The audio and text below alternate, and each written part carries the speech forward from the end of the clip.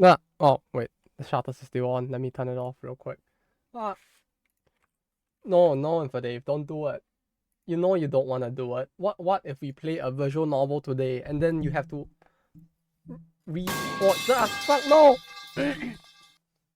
Hello, Dave. How you doing? See, what if we end up playing a visual novel? Then you're gonna have to watch the entire visual novel with like shutters on the screen. Isn't that like worse off? Do you honestly want to have to live with that? Though, yeah, I hope your day has been good so far. Hopefully. Hopefully. Yeah. The thing is, I'm not sure whether to go with GBF today. Like, I feel like I delayed it for so long that at this point I'm just wondering, should I even? But I really want to play it. But I really don't know whether to play it. At least not today. Or as I'm not sure if I want to play it today specifically. I don't know what to do. I'm just like chilling right now. The see anything good with PVs? Yeah, they really are. Like I saw the PV, like holy shit. That's certainly a it is certainly a PV of all time. Holy shit. I'm still surprised that they get like that much like stuff though. Like I really want to check like the actual sales data just to see how much these sales actually are, but like even if I did, I don't know how to judge if the data is authentic or not, just because the data from China is like so it's hard to come by like authentic data coming out of China, even for like the usual analytical websites. I don't know whether to use those even, just to see if it is. You got Noah before the Millennium event. Did Noah release with the Millennium event? I thought she released before that. No, but they're already ahead if they already got her, right? They aren't even a year in yet, and they already have her? Like, that's actually surprisingly fast, I have to say.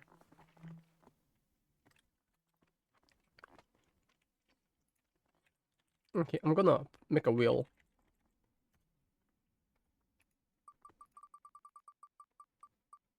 Does it work? Okay, the wheel works. We'll pick what to do with a wheel.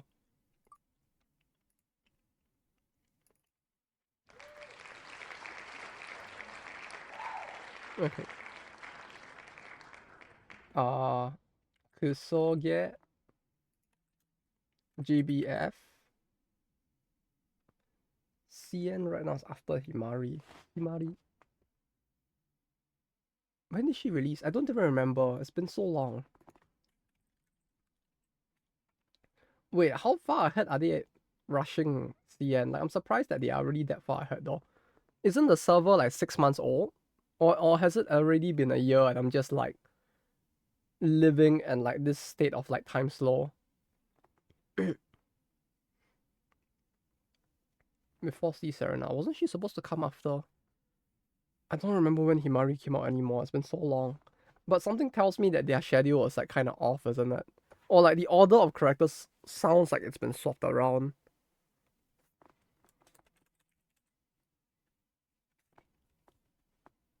Okay. All 33%. Let's go. I'm guessing the clockwork. Pavana, chapter 1. Oh. I guess we're going to the visual novel today then. No GBF for you. It was close. It was very close. I thought it was actually gonna be GBF, to be honest. Like it spun on it for so long. I was actually kind of excited that like, am I gonna be forced to play GBF? That might actually be cool. Daya.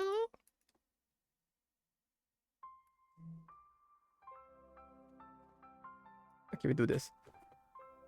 Already got tired of the game, to be honest. But what about all of your AFK grinds? And also, hey Yuri.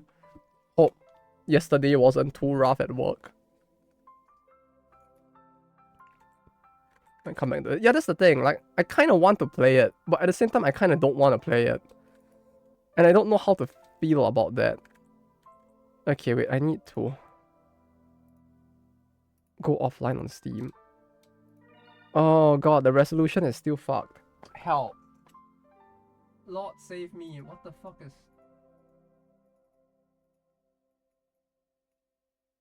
I forgot this happened. Oh god, it's so tiny. Okay. Yeah, I have to play the game using this. Cause like it's so tiny on my screen that I can't play it otherwise.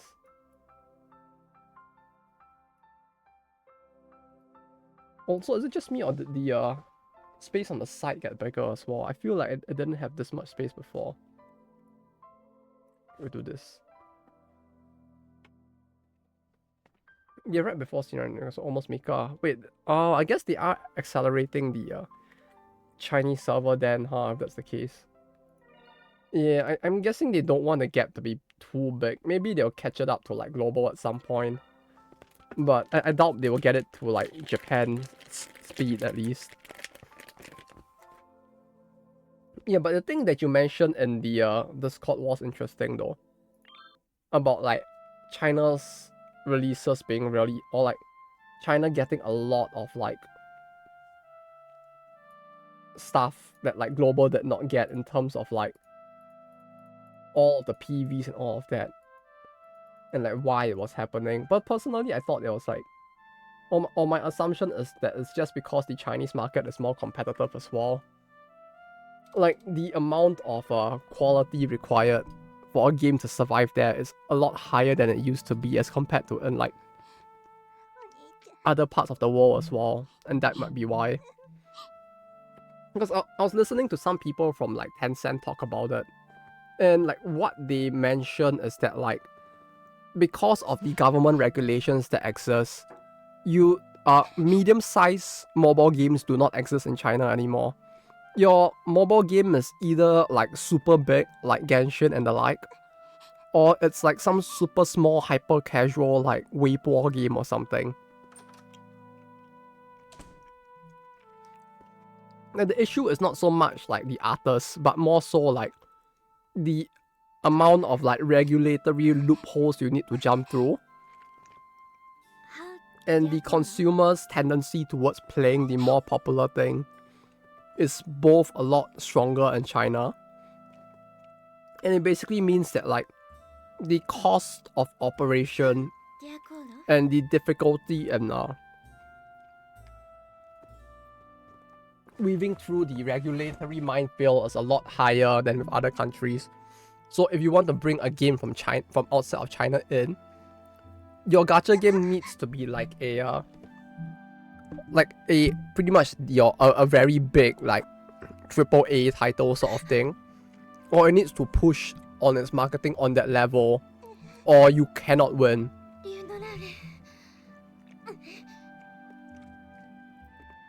And you can think of it as even if they saved money on the artists,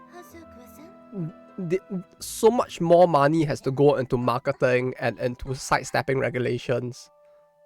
Saying sidestepping regulations makes it feel very illegal, but like, or paying money to like ensure that you are able to like move within regulations is so inhibitive that like it's kind of tough to survive. Like if you were a game that was made in China for the Chinese people, it's a lot easier. But if you're a game from overseas trying to get in, that is where the issue comes in and why it's so tough. Like it's like you can't even choose to operate yourself in those countries. You need to go through a third party who needs to share the profits with you, and all of that also happens. So it makes the whole thing a lot harder in general in terms of operations. This is what I heard from like the people working in Tencent. And Tencent is like the biggest like casual game, I mean maybe not like biggest now, but like one of the bigger ones in China. So like, oh wait, no, I clicked out of the screen, goddammit. So like listening to what they were talking about when they were giving advice on like getting a game into China, all I can say is that like I can see it being really tough. And that might be why they're pushing so hard. Because they know the competition is high and their recoup is higher.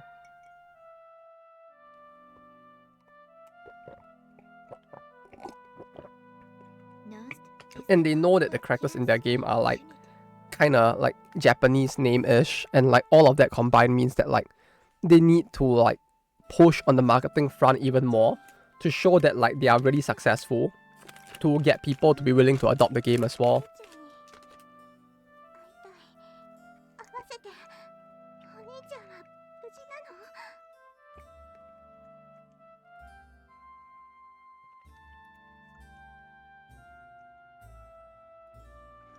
That said though, have you played Zenless? I still have not played Zenless yet. I feel like I should play it, but like I get very lazy to play it.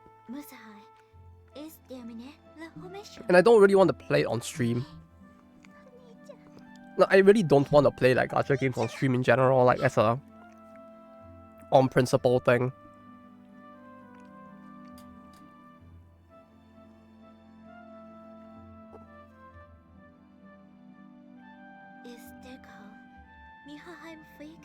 I don't have any time for an extra gacha. If I had, I'll play Nikkei. Ah! You're one of those tits and ass Kumas. I got it. Understandable. Have a nice day. It's a plus. Indeed, it is. I won't deny that. But it does seem like people were saying that Zenless seems to be a little less Christian than the previous MiHoYo titles. So maybe that was like, maybe that's something that might pique your interest. Like I see people on like Twitter every day like arguing about like, oh, MiHoYo is ruined now. They made like Honey game, and I look at the Honey game and it's just like, it's not that bad. It's like Nikkei, Blue Archive are still going like way deeper down that pit, but they are trying. Just a little bit, I think. I don't know how true it is. I need to actually go and play the game and find out for myself. What was GFL territory? Gotta love the depression. Oh, yeah, but you don't have like the what was it again? You don't have the NTR and Nikkei, so I feel like that's probably worse off for you, isn't it? Got him! Oh, you're horny about it. Yeah, that's what I'm saying. It's like, it's not on the level of like where the standard today is with games like Nikkei. But it certainly is like, but I did see a lot more people arguing about how it's certainly a bit more so than like the previous MiHoYo titles. GFL. No, didn't GFL have that as well? With the GFL 2 thing with the Chinese gun getting NTR or something, and like the China people being like, no, that's my gun. You can't NTR my gun. Was that not GFL? It was, right?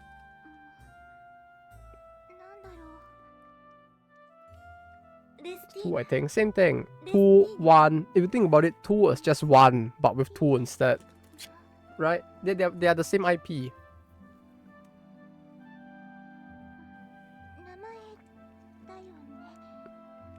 Diane Type 94. Much about 2 story? 2 story takes place after 1 or something, right? That's all I know about it. It's like it takes place after 1 and you have NTR and people got very sad with it.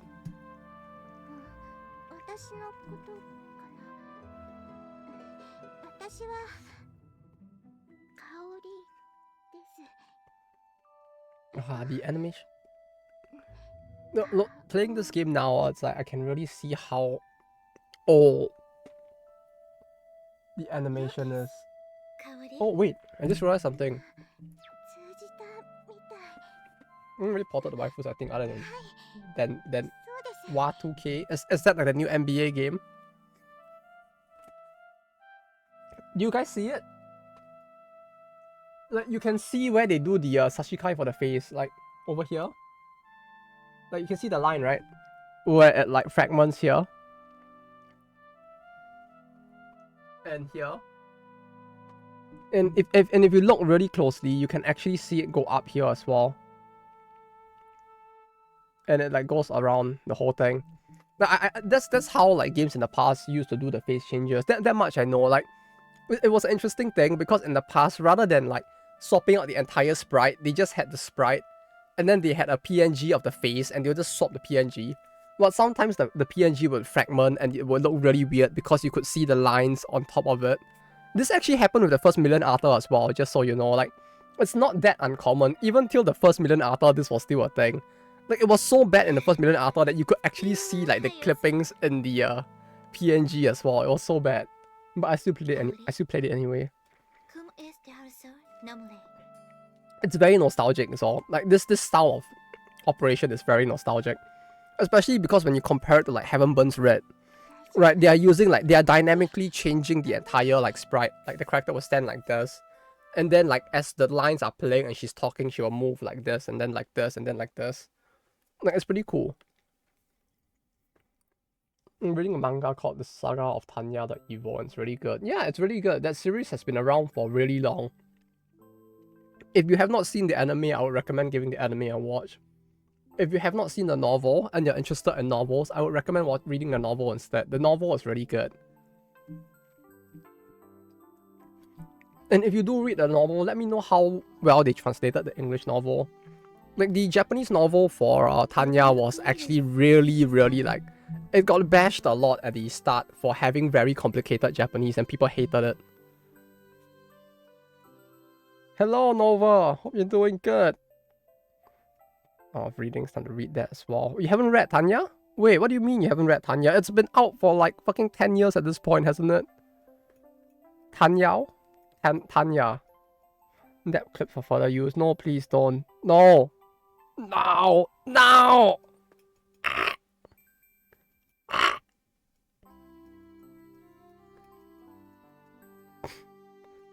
Oh, Tanya novel, I'm gonna read it too. Wait, have you not read it? So has nobody read it?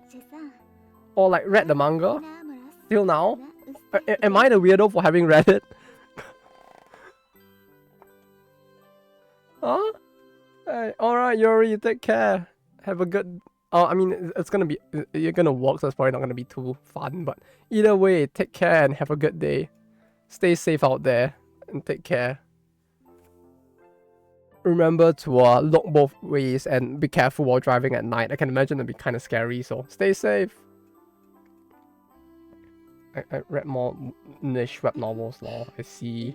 Yeah, it's like Tanya was back in the era where like the two, like I would say that the bigger, like it was the era of like Overlord and Tanya back then, where like isekais was still like not as I mean, it was already a power fantasy, but it doesn't have like the power fantasy, like harem anime vibes of today.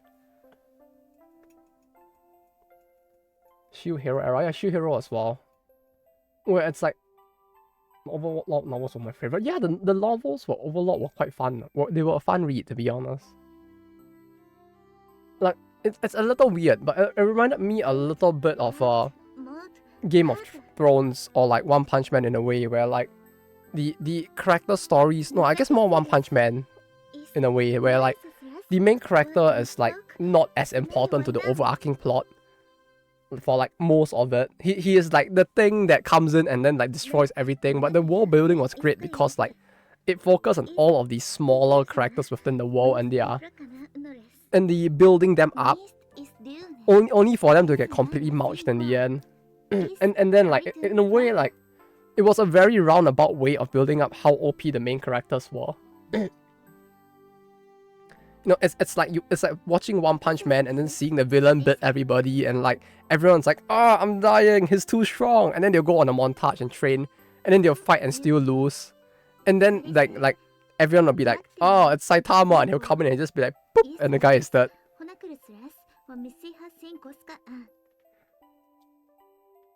What was the thing? I love the whole misunderstandings. Yeah, the misunderstandings for like Overlord were really funny as well.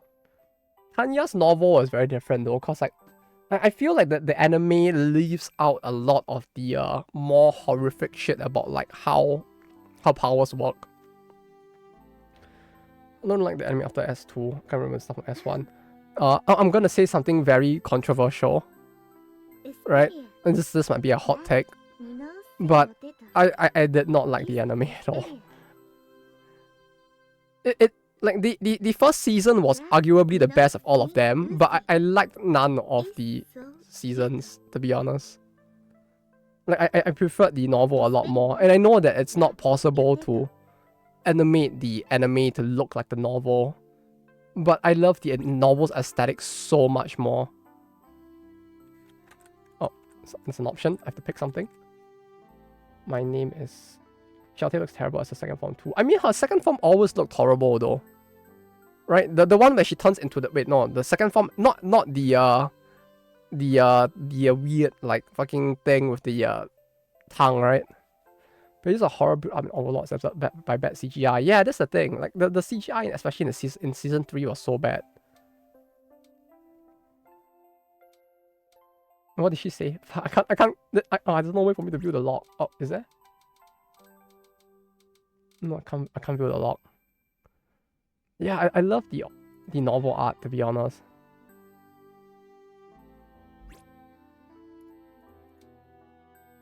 Aselia, da, yoteto.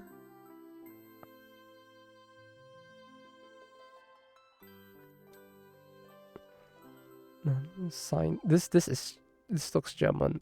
It's so Yuto. Yeah, I don't know. I really love the novel art for like Overlord in general. Like it had a very metal aesthetic to it. Like I feel like with many of these art covers, I could just like put like a weird like band name on it, right? Like stuff like this, you know, like oh, this is really tiny. Is there a bigger one?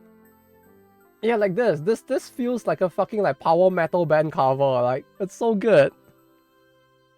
You know, I can see this and imagine like people singing about undead unicorns like invading Dundee or something. It's great. I love it.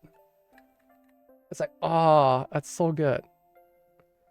You didn't get translation magic. Yeah, but I like that about like this visual novel, to be honest. Like it's oh,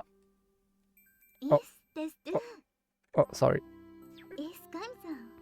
You didn't you say I'm sorry, you Yuto. This should be correct. Yoteto means me, and no, means it's I refuse to believe that they actually like created an entire language for this novel, to be honest, but they very well might have.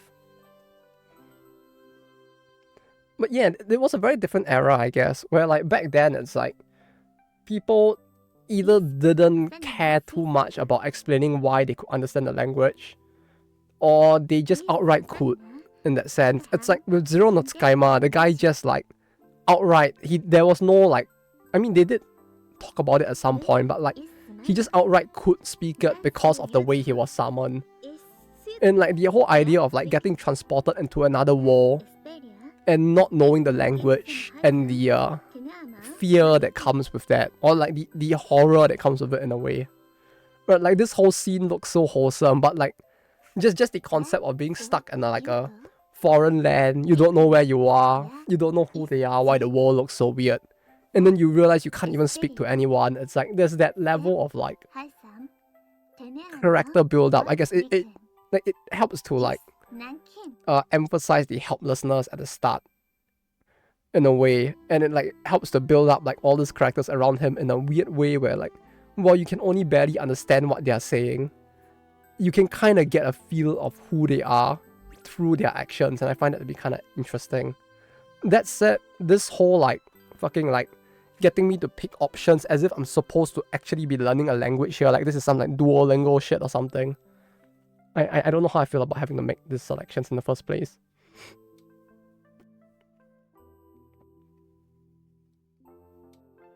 Oh, B slams. Here's the dictionary for the game. You say that, but that's like every game from the 70s and 80s.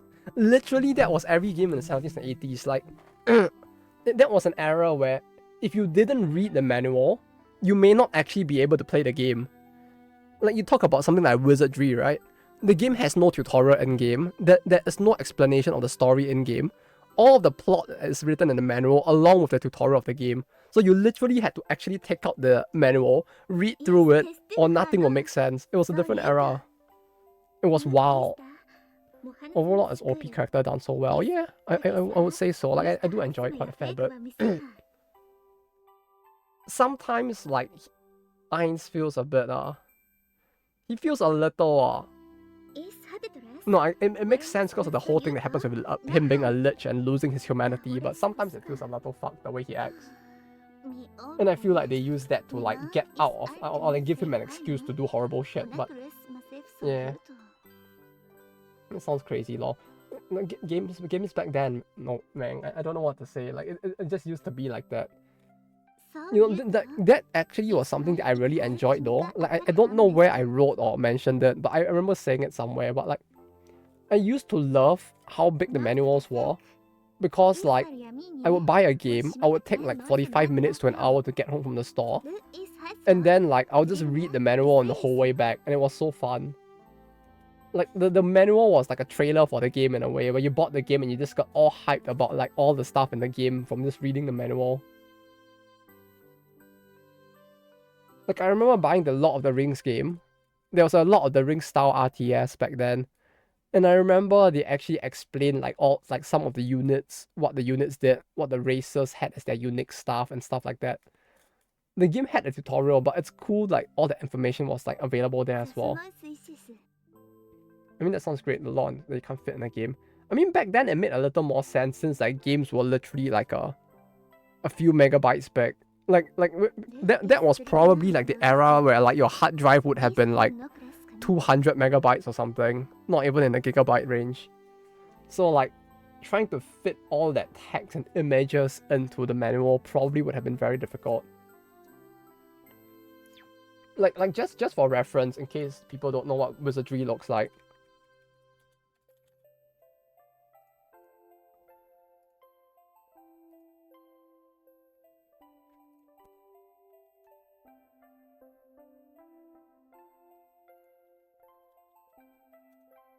Shimon is a stupid activation code. Yeah, back then it really was the case where like the games were just that, like, you know,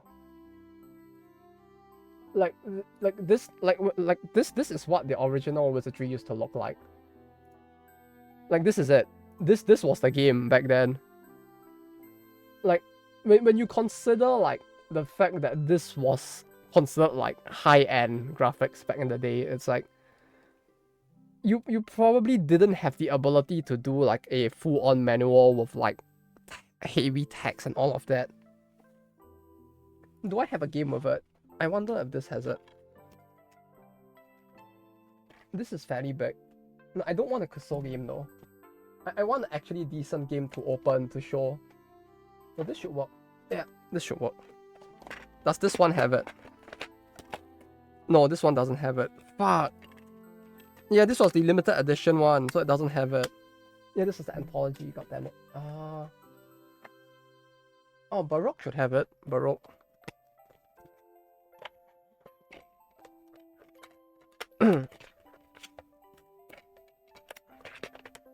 AU has it. Yeah, but I don't have a physical copy of AU. It's the only thing. Yeah, like Baroque's is not very thick, but like, you know, the era where like they explain systems, they explain items. Like, this is actually just an introduction of every item. No, on Steam. Oh. Yeah, but I want to show the physical thing. Then you have the options. You have like the game introduction, how to play the game.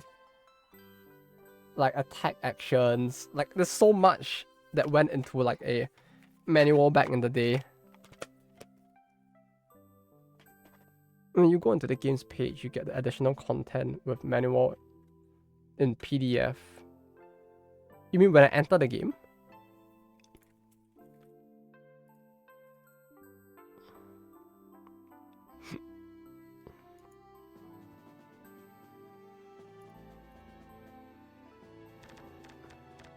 Oh, okay, I know which one you're talking about. Didn't like Sengoku runs have something like that as well?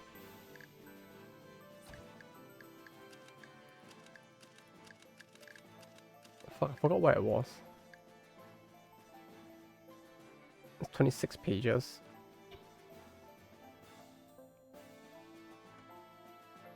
No, that's art book. Yeah, but but that's the art book. It's not like the they come add-ons or merch. No, back then no. It was really just this. Like games were different back then, I guess.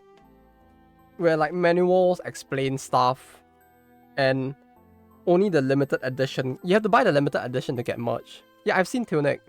You know what's the funny thing with Tunic? I don't know. I can't find it anymore, like the original video of it. But I remember the creator of Tunic actually talking at a GDC Or am I just going crazy? Where he was explaining what a vertical slice was. It's either that or some guy was using his game to explain a vertical slice. Because like I remember like when I saw Tunic, I was immediately reminded of that GDC conference that I saw. Look at what I've sent. Oh, got it. Oh, there. Is there porn in there? I hope not.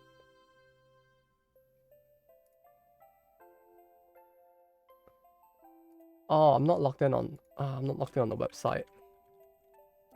Wait.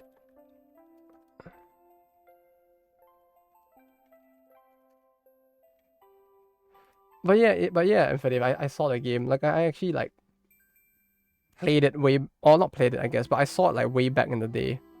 And I don't know if I'm going crazy because I remember seeing the video they were using of the game in GDC, and it was exactly Tunic. So I don't know if it was them or someone else, but I remember watching it like 5-6 years ago, I think. And I don't know how old the video itself was.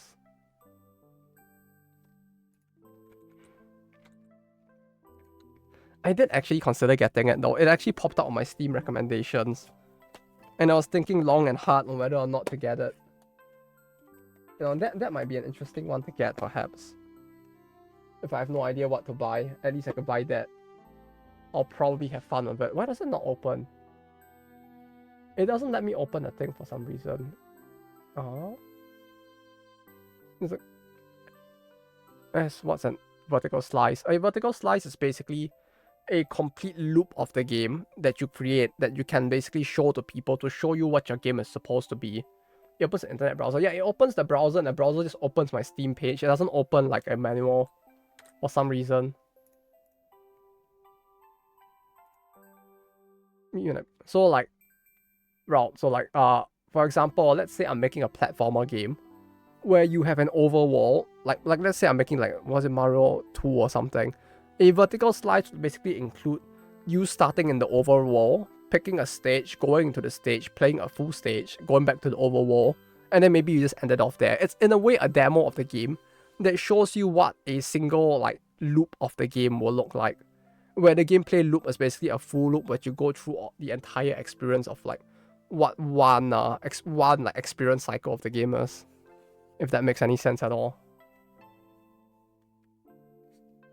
Your store, no, I need to open my library. And hey middle. Yeah, I play video games. Yeah, it's like we went on a tangent quite a fair bit, but okay, wait. I caught the link. Let me open the link. It does not let me open the link. I don't know why. It's very weird. What are we playing today? We're playing this visual novel, which has been like paused on an empty screen for a little while. We're continuing the one from before, I guess. More adult. No. It's family friendly. It's clearly very family friendly. I hope it is. I don't know if this game actually has an adult version. When I played it as a kid, I played the adult. I mean not the family friendly version, like with like all ages on the PC. I think. Me and link doesn't open. Yeah, the link opens up the Steam homepage with my account logged in. So the link displays on the browser, and then it just turns into the Steam homepage link. And then it just opens the homepage instead. Well, yeah, Meadow, we're just playing this and chilling. I say playing, but like, I feel like this game is probably gonna have like another 30 minutes to 1 hour of exposition. Are you locked? I just said I'm locked in, yes.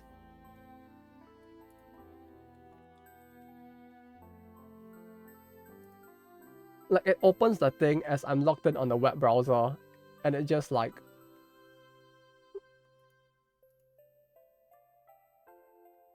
So when I click on it, this is what happens. That's it.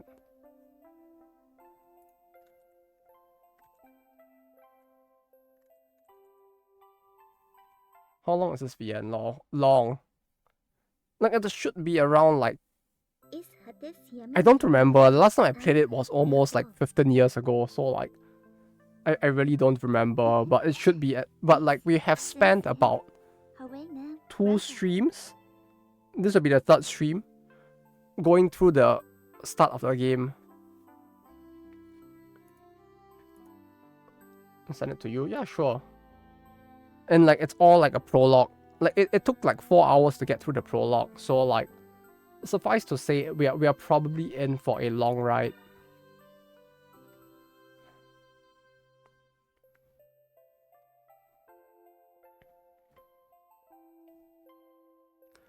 But yeah, I guess for like your average like plot heavy visual novel of its era, it's fairly okay-ish.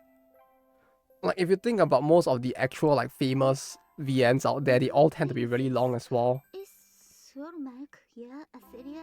Sent that? Oh. Thank you. Yeah, the game has spent like 4 hours like no the game spent like 4 hours till now giving us exposition on like their life before they got isekai. And then it's like near the end of the profile of the prologue where they all got teleported into the other world. So like we literally spent like 4 hours like seeing the main character, his interaction with his friends, his enemies, before he gets teleported.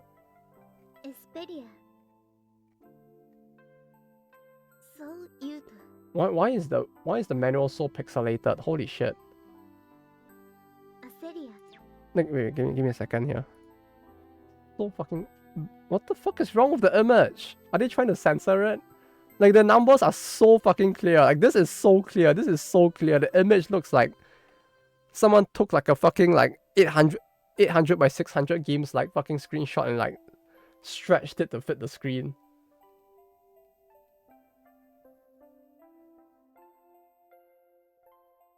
Asa? Asa? I hope there's no porn in here. Oh, no, yeah, like, why is it so pixelated? Like, what the fuck is wrong with the screenshots? It's so distracting. Like, I see, like, 1, 2, 3, area flag place. Gee, I wish I could read the word that was here. Does it actually say place? Limitations of printing. Bro, look at how clear this is. This is like fucking... Look at how clear the text up here is. And then compared to this, I can't see shit. Did they scan this? No, this is... Oh yeah, the limitations of printing, huh? You have to censor the entire game because like Seimei was on the thing. She had Abe in her name, so they had to censor it because of that. I hope there's no porn in this. No, surely they wouldn't put it in the manual, right? It would be hella funny if they actually forgot.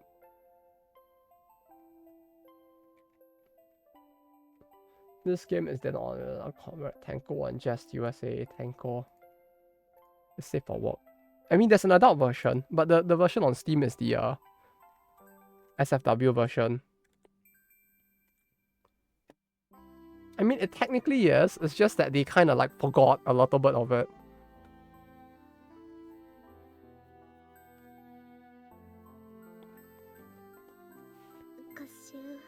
But yeah, I don't know. Like, if the game has enough gameplay, frankly, it's like my brain just like forgets about the adult stuff. To be honest, like the fact that we actually had so much fun playing like Sengoku runs like with all of the adult content removed was such a bizarre thing, but I enjoyed it so much. Like I genuinely enjoy it as a game so much. Like plot be damned, I just want to play like a fucking fantasy Sengoku simulator. And you know what? I actually enjoyed it more than the more recent Nobunaga's Ambition. Like holy shit, those games got so boring over the years.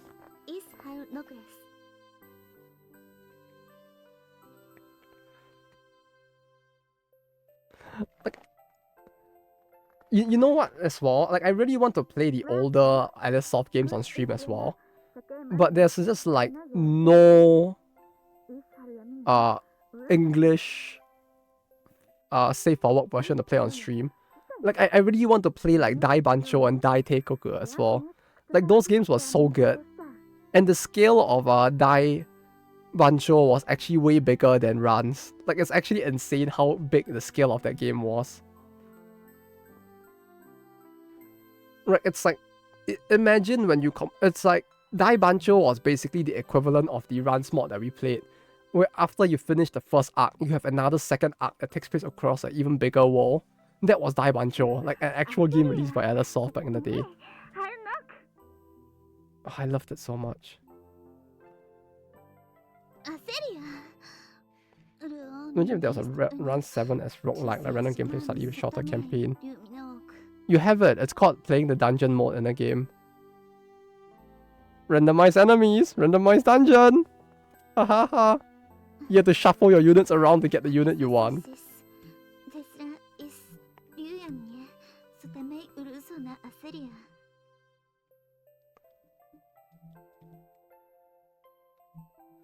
Well, yeah, I mean, it would be cool. It's just a shame that, like, if it ever is created, it probably won't be by Aselia themselves. Go runs. I mean, that would be interesting. Like, is it a fan-made SFW patch, or is it by the same people that made the original run? No, the original runs patch was fine. Like, it did censor everything, so that was fine. It was just more like AU Sankey that had like weird censorship problems. Fan-made. If it's fan-made, it should be fine. Yeah, sure, why not? I have a hard copy of like Kichiko runs as well. I need to go and dig it out, but I do have a hard copy of that game actually. Like I actually bought the limited edition of Kichiko.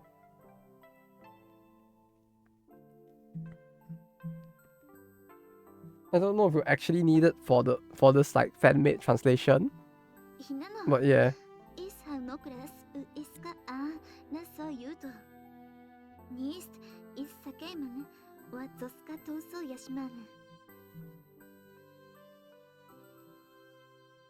One for PS3, PS Vita made by Mages and other made by Steam.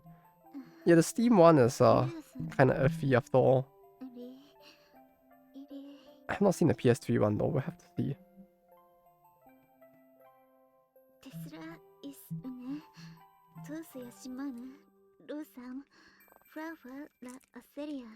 Huh. It's a good thing we won't be needing this for this stream, huh? If only I could green screen this, I could just put it over the video instead.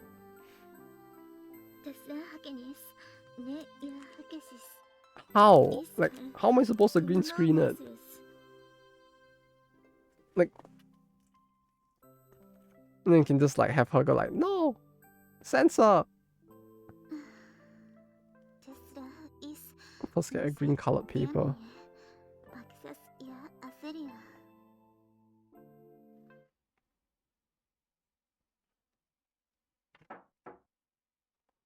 Aselia?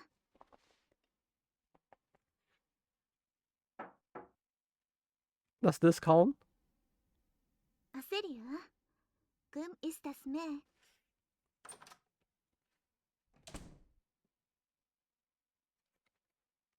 It'd make a nice addition to your video when having to show up more sensitive content. I mean, I could do it like off, like for a video in that sense. Aselia? ¿Cómo eso yuto?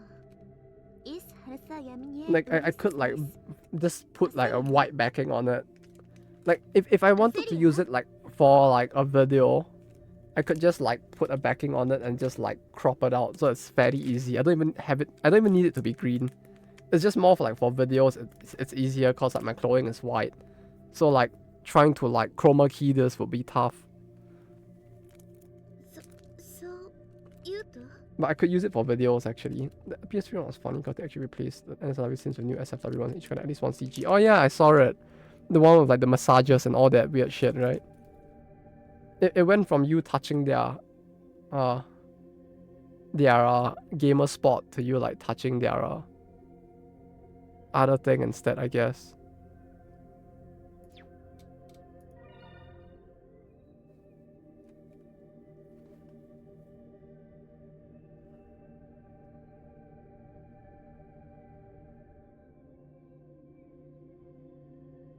Ini Aselia har yamine ursosais ktonasis. Nis is une kuimais da so yuto.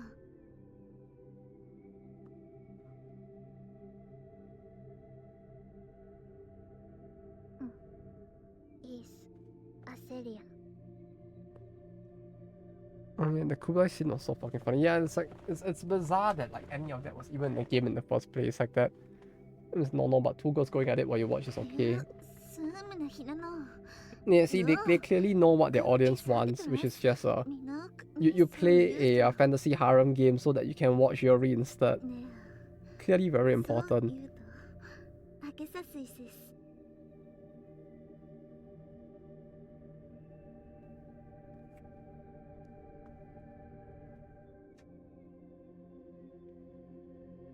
So yuto.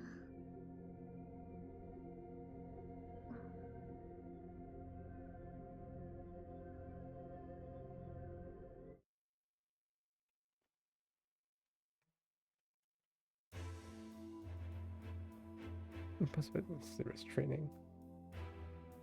Like I'm trying to like remember what was happening in the plot right now. And it's like, yeah, she saved him. She for some reason is this like, it feels so nostalgic for me never playing them, I swear. I mean, this game for its time was fairly like popular. Maybe that's why like someone somewhere may have played it and you might have seen them play it. And the art style is just so old that it might just like bring some sense of nostalgia just from how old the art style was. So yuto. Yeah, the era of like weird body proportions. Why does she look so... I just realized how big her head is. Like, her eye to like top of head is like, holy shit, that's a lot of space. Like, that's a lot of forehead. There's more forehead than I have. And I have a lot of forehead, I think.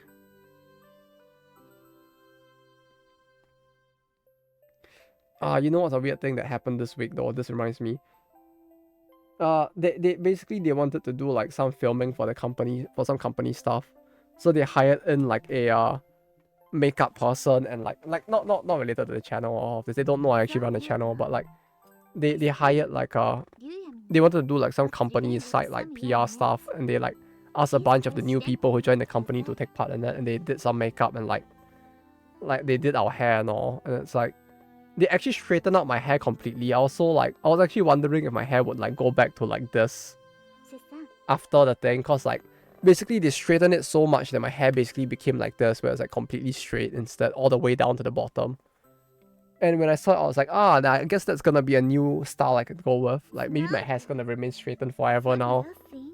And then like I went home, I took a shower, and then like it became like this again. I was so shocked. I was like, what? That's all it takes? They went through the effort of like taking the steamer thing and like steaming my hair straight, and it's just like, yeah, it's back to this.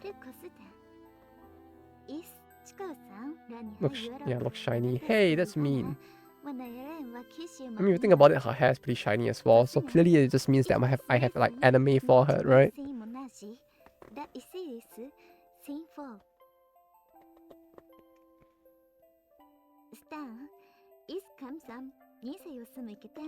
You see, a shiny forehead is very important. With a shiny forehead, you can basically do the thing in the one Sechi animation where like you deflect beams with the forehead, right? It's like, oh no, a laser beam. And it's like, king. Strats, right? It's all tactics. It's like building a tank with the plate at 45-degree angle instead of straight deflection.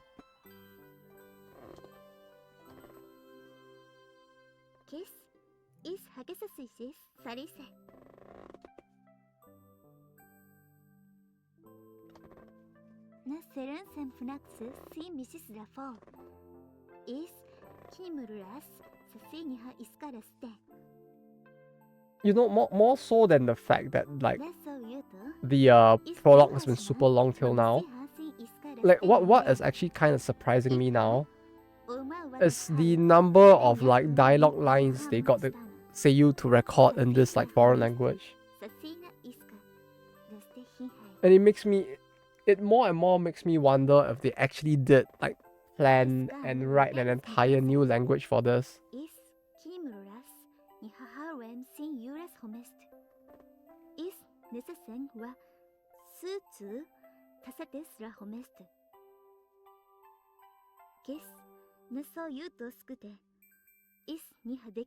Have a good stream. Alright, Nova, have a good rest and take care. And enjoy the rest of your no wait, no, it's probably morning there now, right? Or you might be like you didn't sleep at night at all. Either way, have a good rest or have a good rest of the day. And thank you. Yeah, we'll see how fun, whether we'll get to the gameplay soon or if it just continues remaining a visual, just the purely the visual novel segment all the way through.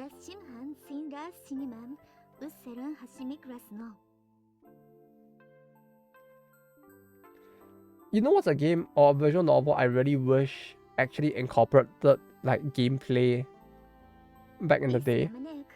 I really wish the Fate Stay Night like visual novel had like more gameplay or animation to it.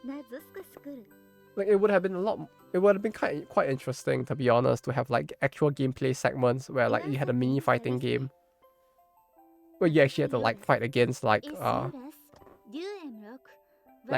Hercules playing as Archer and shit. Like that feels like it would have been quite fun.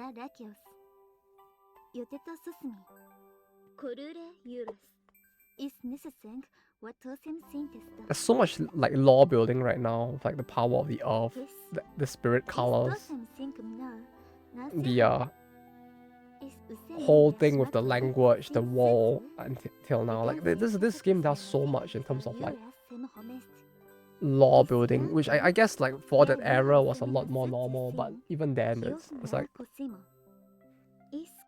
I'm vibing with it.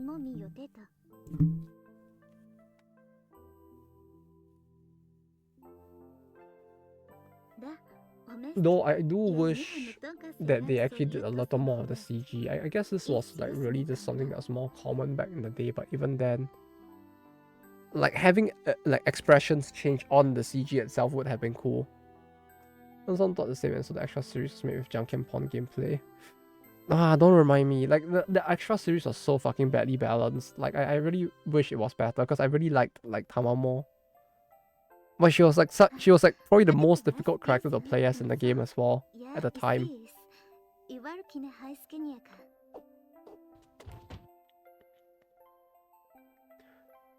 Speaking of Junkin Pond gameplay though, I have something planned. Not for this stream, but for a stream maybe towards the end of the year. We'll see. So it's great I can stomach 3 playthroughs for every ending. Yeah, same. I only played Tamamo's route and I was like, yeah, I'm done. I don't want to like touch like Archer's route. And like Narrow was like, eh.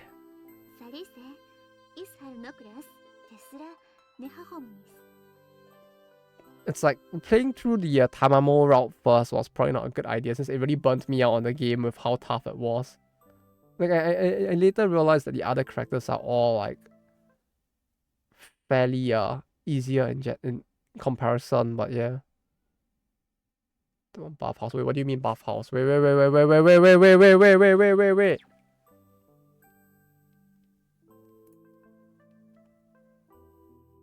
What's the game?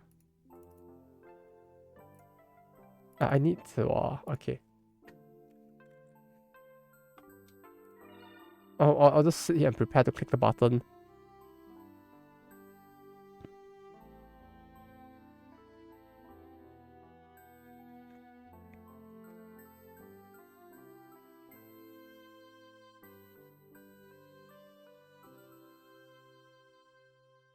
Putting up auto clicker. I'm locked in.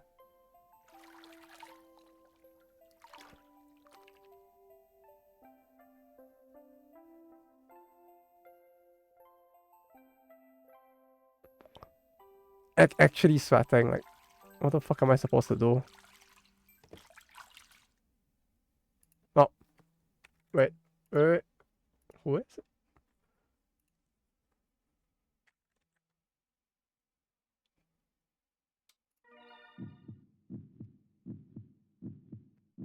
You know, if you wanted Russian roulette though, we could always play the shotgun game, right?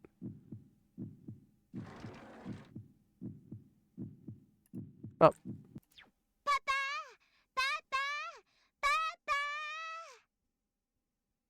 What is going on?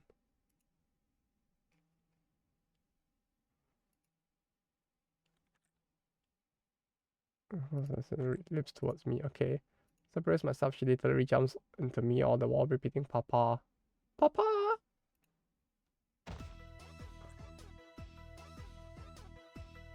No, it's safe. It's safe. It's fine. This should be fine, right? She's in a towel. Like this is fine, right? Also, the main character looks really buff. I have to say, like, holy shit, he's really jacked. Why is he so buff? Oh, you have it. Thank you. Look at his fucking back. He's like fucking Bucky or something. What the fuck? I didn't know our main character was supposed to be this fucking like ripped. Holy shit.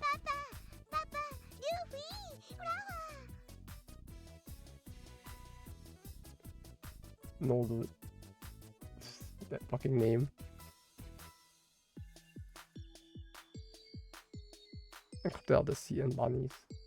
You certainly did a far better job than I did. Hot damn.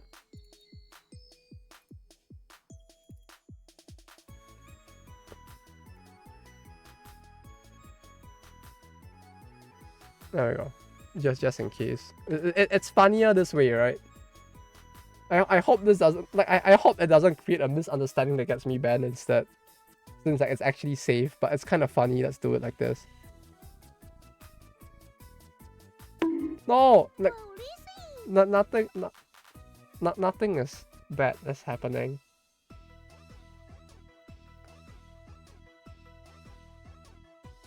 I don't got points for shutters. Don't do it.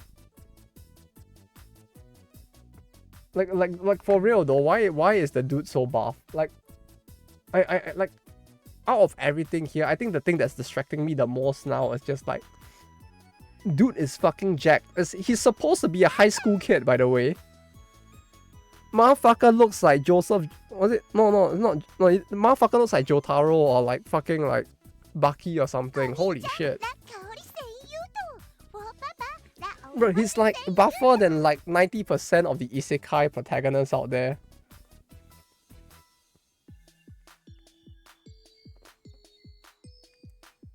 Motherfucker looks like 15-year-old Brawly or something. What the fuck? He's got a daughter to protect. Yeah. Well, now I'm wondering who the mother is.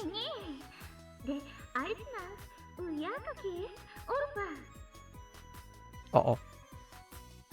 It's this one? Okay.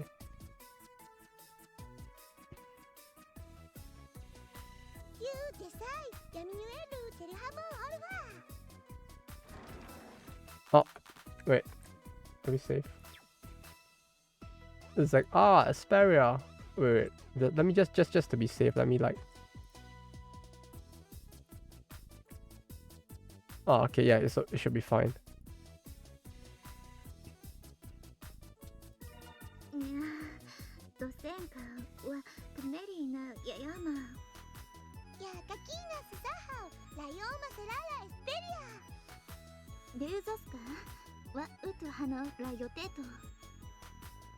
We're back. Alright.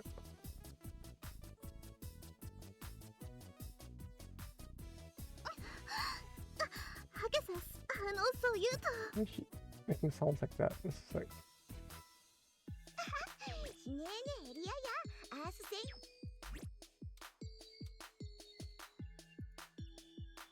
I don't know why, but the language they are speaking, like there's parts of it that remind me a little bit of Korean and German.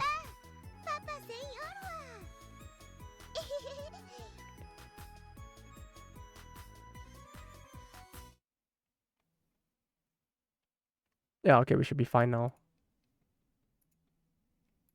We can put Koharu up here in the meantime. She can like censor the chat a little. Actually, not put it here. Okay.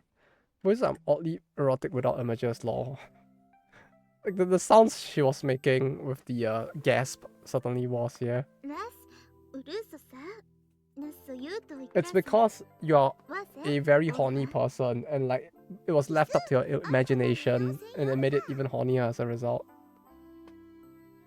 Clearly that's why, right? You were projecting your thing on the thing, and it caused the thing, I guess. If Japanese want anything that sounds fantasy, they use German. Yeah, it's like you have to have like characters called like Seinfeld, McGregor or something. Or like Tingus Spinglebab. That's a German name.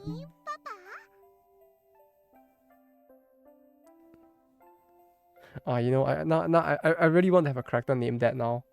You know, if you ever like see a game in the future where there's a character and it called like Tingus Spinglebab,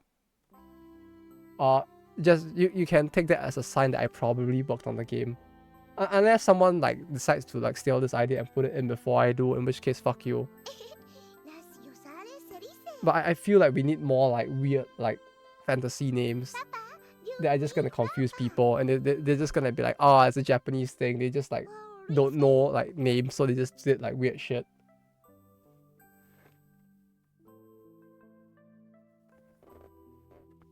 Like I just want a game with like character. Like I just want to name a bunch of characters like that, like Spungus McFondue or something.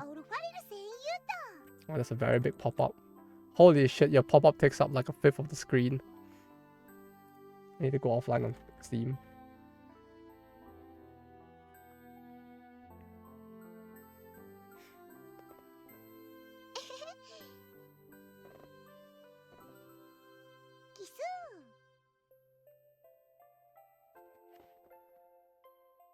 Pop-up taking up 50% of the screen. That's how small the screen is. Like it's more an issue of like the game screen is really small and I have no way of adjusting it.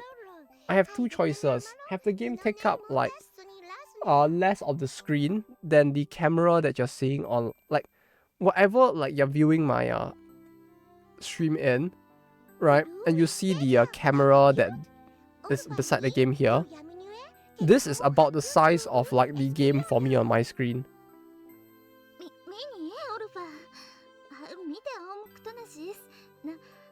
I think. No, the game is smaller actually. The game is actually smaller. So like the actual like default pop-up size is like actually really big in comparison to the game. Like it's so tiny that I have to play the game through the OBS instead. I can't play it through the actual game itself. Because I can't see anything on it. Came back from Laos? That's a country in like real world.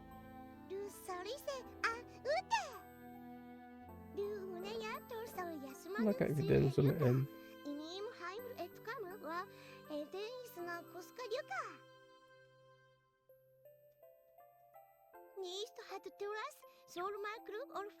Let me just show you.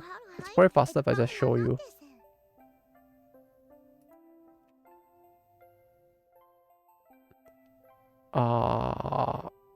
Where's display capture? Yeah.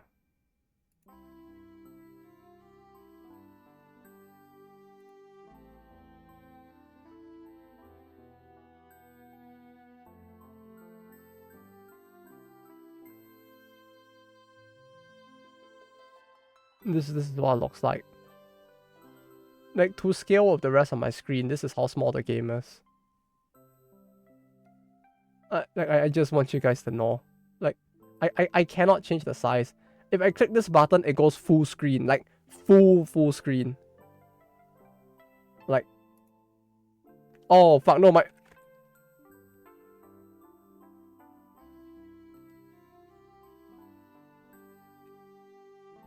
yeah, we're not touching that again. Jesus, what the fuck just happened there?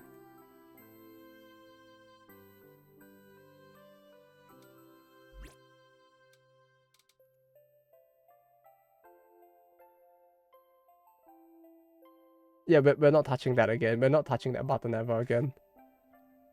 We're not touching full screen ever again. It actually reduces my computer's like resolution to 800 by 600. We are not touching that button. It doesn't stretch the game, it forces my resolution down instead.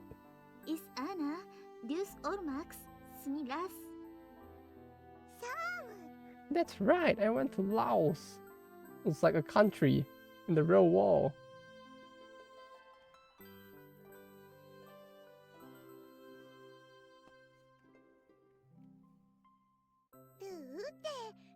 Wow, they're just like people he knows in real life. That's just like his childhood friend, but with red hair.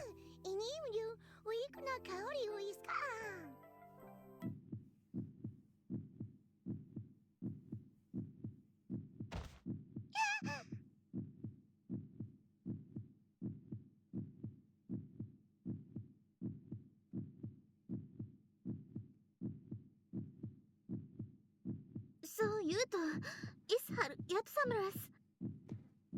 Papa,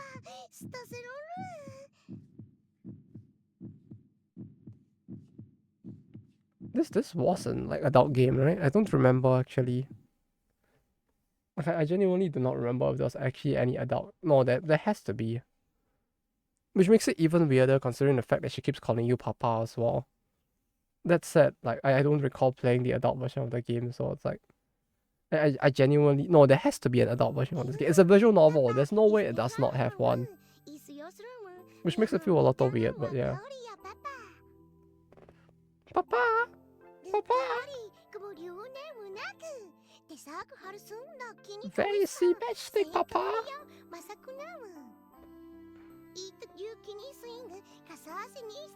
Eating sugar? No, Papa!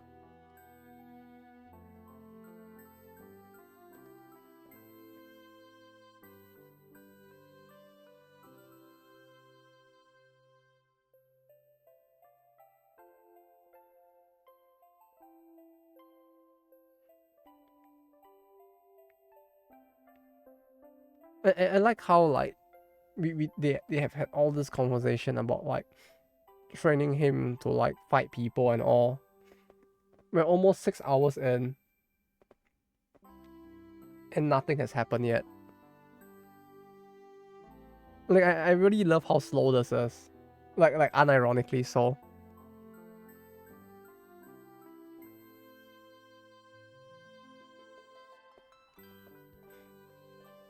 I feel like this could, I mean, I guess it is a visual novel after all, but like, it does feel like a novel in all the ways that it slowly takes its time to build up as well. Maybe the build up overstays its welcome a little, just a little. But it's kind of like I feel like the pre-isekai part was a little too long. Like wanting to show their life before they got sent to this world is understandable, but like 4 hours of that is a bit much. Like I feel like 2 hours or maybe even like 2.5, maybe even at most 3 would have been enough to like get people into like the what their life was like before the whole isekai itself.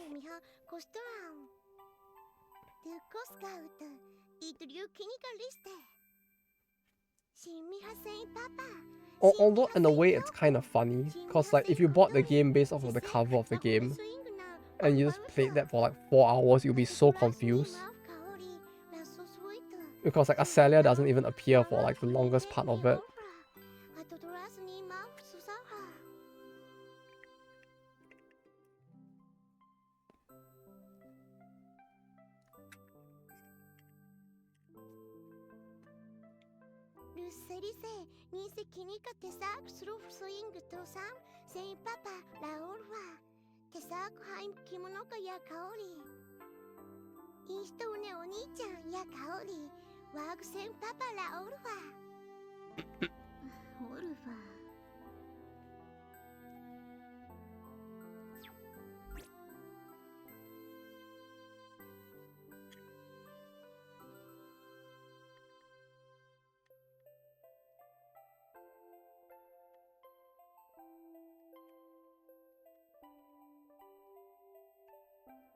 Like I don't get the connection as to why she calls him Papa. Like I'm just reading through it again and it's like she calls you Oni-chan, so I'll call you Papa. Like it's huh? Calling me that I feel lonely. Like I feel like at that point you could just call him Oni-chan as well, or like Timothy, or like Skringlebab. And it's like Papa feels a little iffy. なんきむるみオルファタルンパパ I guess it's wholesome in a way. クムイスウレーシェイハキニカセンホメスト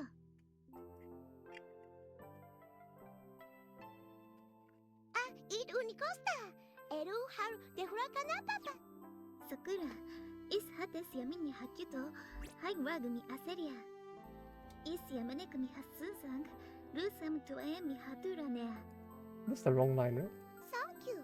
Oh, he did say in English, huh? Oh, sure. Hatur sayuru. Thank you. Kusohate. Isate Swiss mi orfa.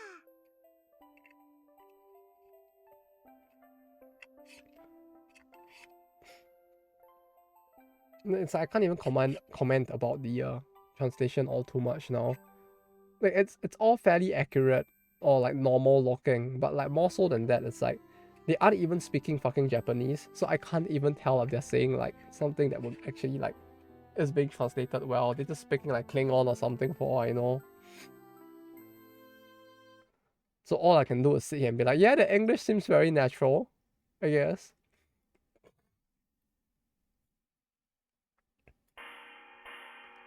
Is the localization good? I don't know. It's like they're fucking speaking like, I don't know, Latin or something for all I know.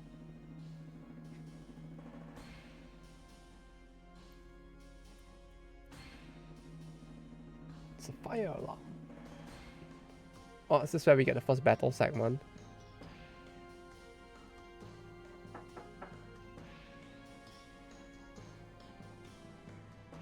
So you do. Is Knax Hawaii. Hi, Nusras one Nissan. Now, Orse Hata. Sanam.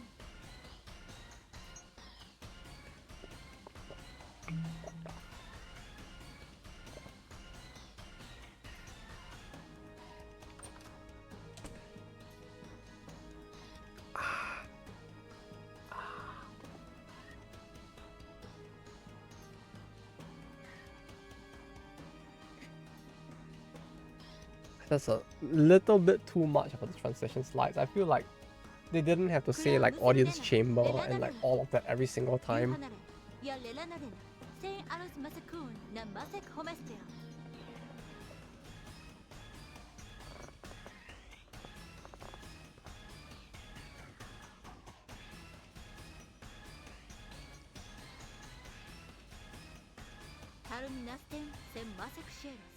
La una masakula snow. La hakumul se minash tarmazosku. Yamine yo eska yoteta. Une hasatu urakum susana. Na las la farset sen I hades. Noton sunik. La nuha une eter funanak. La renarana. Sem musulena. Hai tonet sem las kamada. Haru hakaru now nani tank. You tetsmo une aski. Same barn like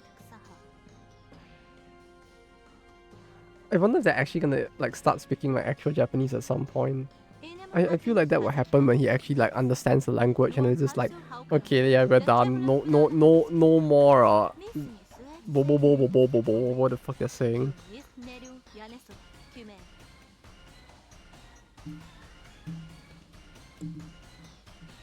Like some words are very obviously borrowed, but like there are some words that sound like complete gibberish as well.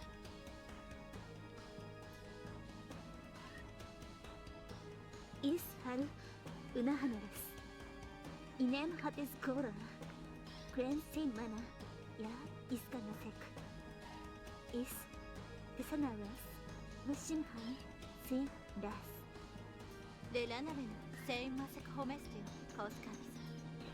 Pudestus. Kura musurulena. Haru yamine kosakin, wa uhaka, sen abneri, sen hand musaha. Esra yanemak sem niho yosmasen. Yakita set sen nina. Yuan haraso de hokaken. Waniha soyoek. Wa enalos sen abuninas. Oh no. She's blackmailing us by kidnapping our wife, I mean sister.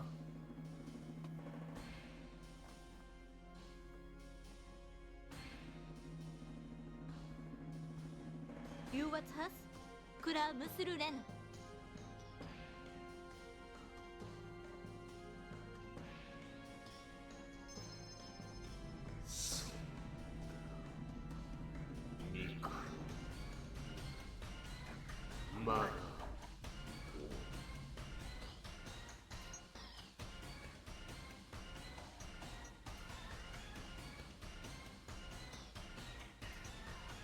I wonder if this game has a bad end. It would be really funny if you just ended up accidentally going on a bad end instead.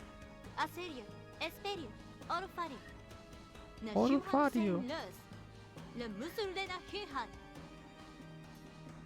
わほーれなラキオス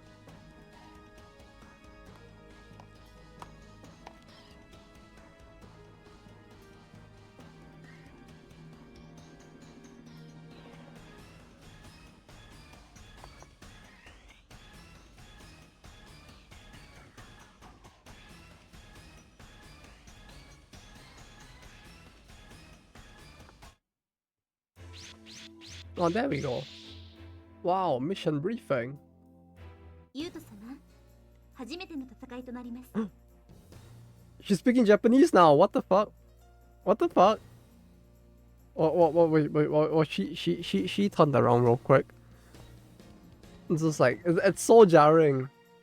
We've seen her speak like fucking gibberish for the past 2 hours, and now this is even more jarring, if anything.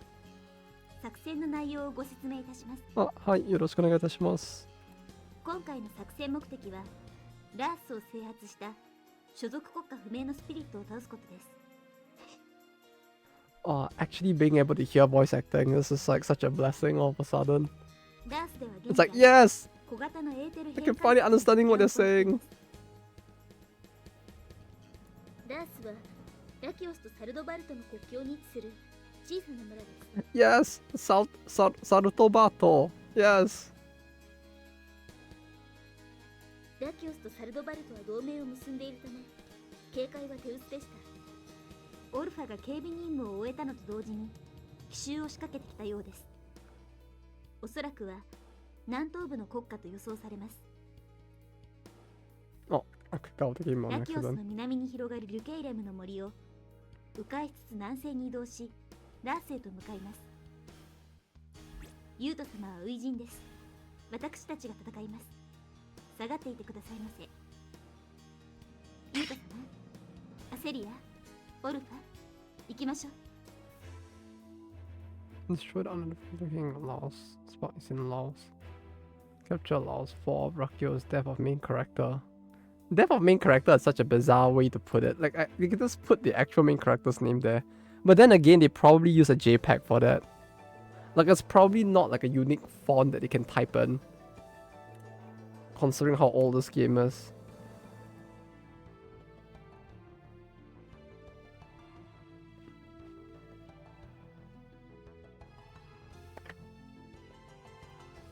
Win the battles and advance towards your objective. Yes, role explanation. ロールについての説明をいたしますはい。舞台にはアタッカー、ディフェンダー、サポーターという3種類の役割が存在しますなるほどね。そしてこの役割のことをロールと呼びますそうですね。アタッカーは直接攻撃を担当 Offensive specialty of blue spirits. Plays a attack on ディフ enemy. ェンダーは敵アタッカーの攻撃に対しての防御とダメージ軽減を担当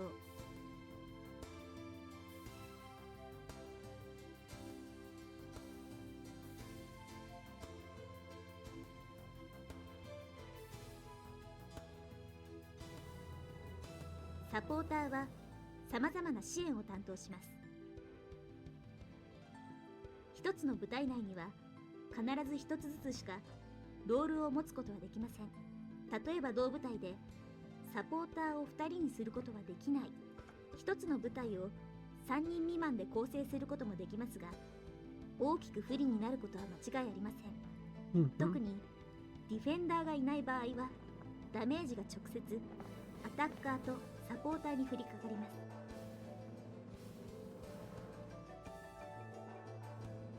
そうなるとクリティカル扱いになり、部隊は致命的なダメージを受けることになるでしょう。全滅を避けるためにもディフェンダーはできるだけ配置するようにしてください。後で説明するスキルとロールの関係はとても大事なことになります。状況に応じて柔軟に変化させてください。Flexibly manage skills for the situation, explanation of skills. So a lot of スキルについ tutorials. ての解説をいたします。I feel like they could have spread out the tutorial more.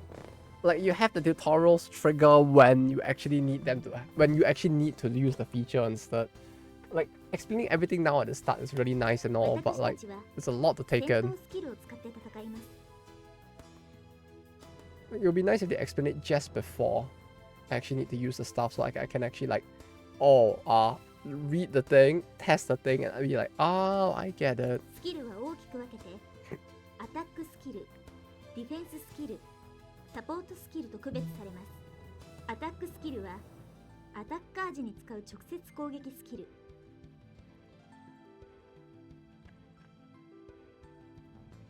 ディフェンススキルはディフェンダー時に使う防御スキル。 Shit, like trying to turn on Steam just to check like if people are online just like blocks out the サポータ entire ー時に screen. 使う支援スキルです。スキルには最大回数と残回数があり、その残回数分だけスキルを使用することができます。 You have a maximum of users remaining. Okay. また行動回数というものもあり、1回の戦闘で何回そのスキルを発動することができるかを示しています。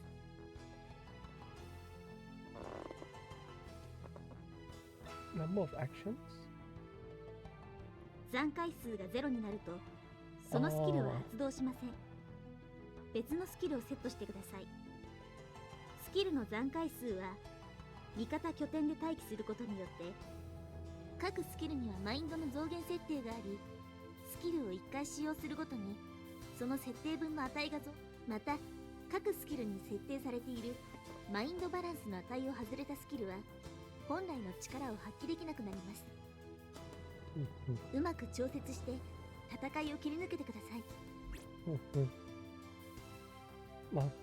ユート様、マナとエーテルの関係について説明いたします。 Let me play the game! この大地においてとても重要な Okay, 概 I'll 念 listen. となりますの I'll で listen. きちんとご理解くださいませ。 Yes. まずマナです。 That's mana, and indeed, it's definitely does not look like a blue butthole. マナとはこの大地に宿るエネルギーです。マナはそのままでは私たちが使用するエネルギーではありません。マナをエーテルというエネルギーに変換することで初めて私たちの生活を潤すものとなります。 You could have explained this in the lore and the story till now. You didn't have to explain this now, マナ but をエー alright. テルに変換する施設をエーテル変換施設と言います。 Yes, yes. This エー could テル変換施設 have の all been エ explained ネ in ル the ギー story ロスは instead. ほぼありません。マナとエーテルは1対1と考えてください。 It's 1-to-1? Holy shit. That's like you break the laws of entropy, you watch out, my dude. You use the mana, you convert it 1-to-1 to ether, and then when you use it, it probably goes back into space as mana. And you just like loop this and you have infinite energy. エーテルはエーテル技術を利用した Right, 建物 you の solve electricity issues by like ユート様 using や infinite スピ mana リットの育 ether 成に like 使われます。 conversions. またエーテルはランプの代わりといった日常生活 It に actually 密接 is. したものに It's も used 使 to われ power ます。 lamps. Like it's an actual like infinite like 我 power が国の保 system. 有するエーテルを消費することで訓練や建築を行うことができます。エーテルの変換量は国内に建てられたエーテル変換施設の能力に比例します。エーテル変換施設のエーテル変換量の総計が自軍ターンの最初に得られる It does feel like every other magical system.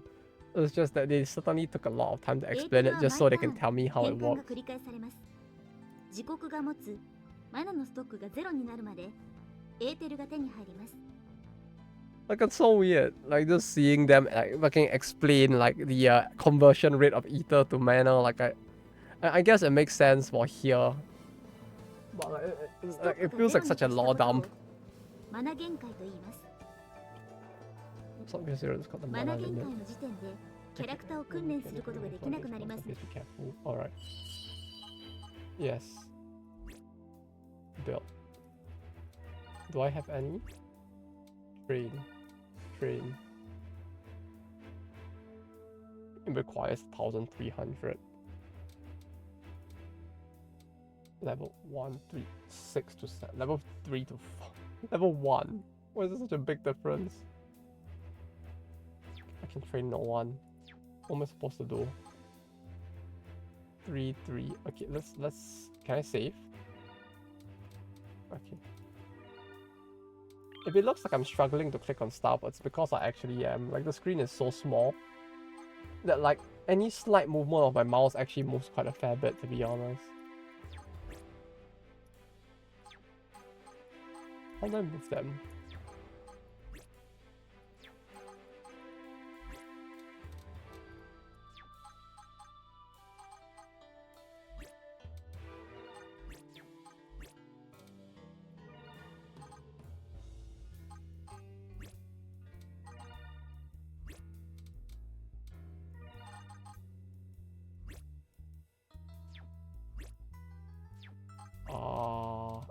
Info.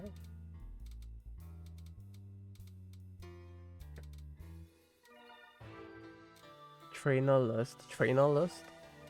I have trainers. Character info, building info. Oh god, there's a lot.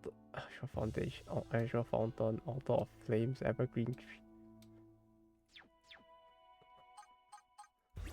Look at the game. Yeah, we're actually at the game and I'm so confused. Squad 1? Yeah, Poggies. I just need to figure out how to play the game. I think I may have missed out like part of the tutorial. How do I move?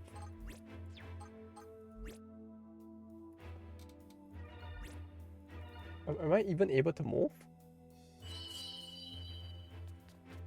Oh, they're attacking me instead. Explanation of defending. 迎撃時の説明をいたします。 Yes. 敵ターン時に攻撃を受けると迎撃扱いで戦闘が始まります。 Yes.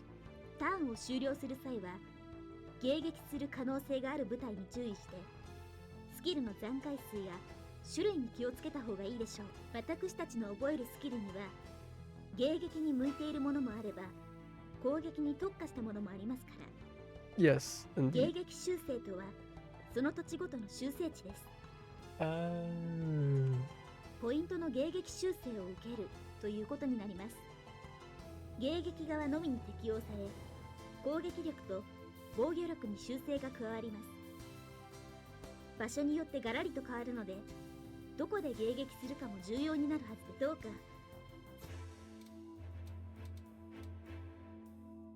Why does the word firebolt specifically here? Like, the way it's written looks like fucking Comic Sans or something. What the fuck is that font? It looks so goofy. What the fuck am I looking at?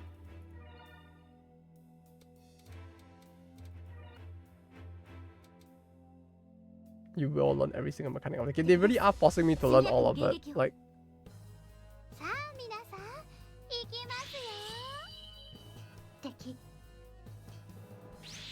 yeah, because she's a tunie. 行きます。 I don't know, she just looks like she has like some kind of incest thing going on with her, if この anything. 程度で敵それなら倒すだけ。いや Oh, the audio there. やりますね。ですがまだまだ Mada. マナの支配者である真剣の主として命ずる。その姿を火のつぶてに変え敵を焼き尽くせ。 He really is like super tuny, huh?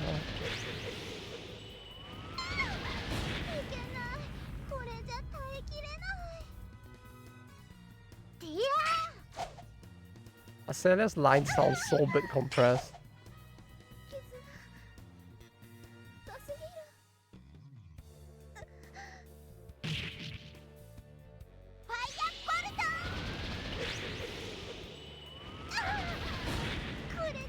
Just yeah, no, it's an actual full-on strategy game as well.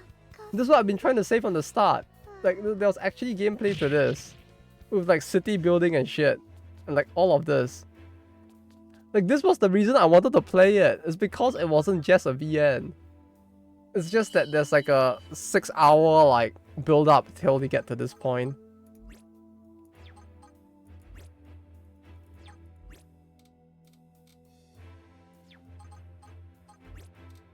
Info? Mission info.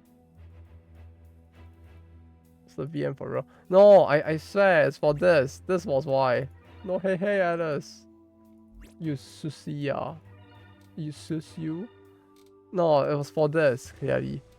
Mission briefing. So how do I march forward? First battle. Okay. Okay. Okay. Okay. Okay. Making sure they are irrelevant. It was actually irrelevant. Like, no, it was like 3 hours of build up of like the wall before we enter the isekai. Yeah, it's irrelevant now, pretty much. Like, the tutorial does not help. It does not explain how to move. Tell me how to walk forward. Can I not walk forward? Am I supposed to like not do anything? What do you mean, boo? No, it's a good game. With both gameplay and visual novel. Like, isn't that good? Don't you want like both visual novel and gameplay? It's just like runs for real.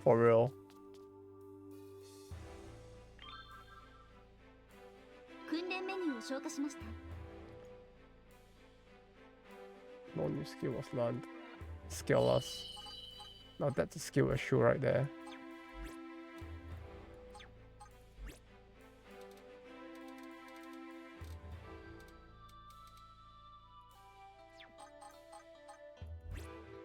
Oh, there's the move button. There was a move button. God damn it. Oh, I had to select the... 味方ターン中に戦闘を仕掛ける場合、攻撃扱いでの戦闘となります。はい。そうですね。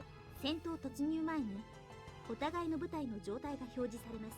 Indeed. 攻撃側、迎撃側ともに戦闘に参加するすべてのキャラクターが表示されます。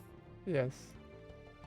I've seen this explanation already. They showed me the explanation, but I was on the defense. 使用されるスキル、ライフなどの情報が確 Oh, 認 the でき chair ま almost す。 fell. I really need a new chair.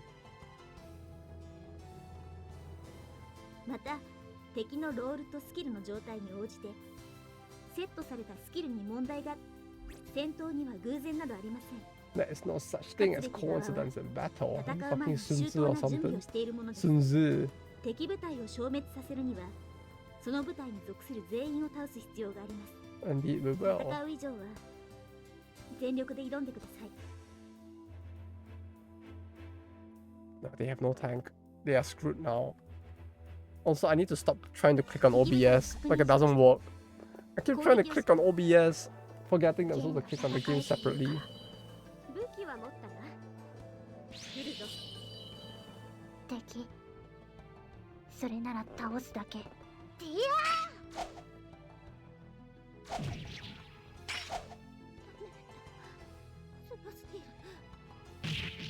マナの支配者である真剣の主として命ずる。その姿を火のつぶてに変え、敵を焼き尽くせ。 Fireball! Oh, she doesn't even say that, huh?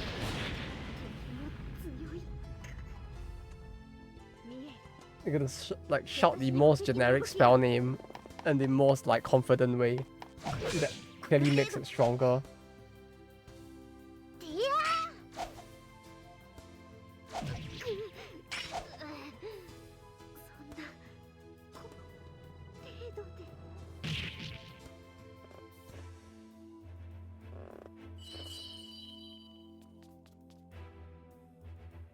敵です。速やかに迎撃を。 Oh, but I forgot to check the skills. I might actually be running out of skills at this 戦闘準備を。 point. 行きます。 If I recall, you can't actually run out of like skills to cast and all. お互い運がありませんね。覚悟。これくらいの力なら存在を私に力を。 Some of the lines, I mean, it was a different era, and like I get that like when they recorded this game, they probably recorded it in an external studio, which might have been a little cheap, which is why the audio might be a little bit compressed, adding on to the fact that the game is really old. But holy shit, are the voices like fucking chonky at times? 今度はこっちの番です。 So- ディア So chonky.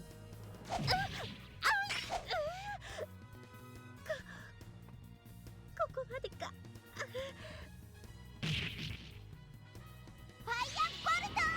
That's firebolt, not fireball. Of course, how could I be so blind? このままじゃ。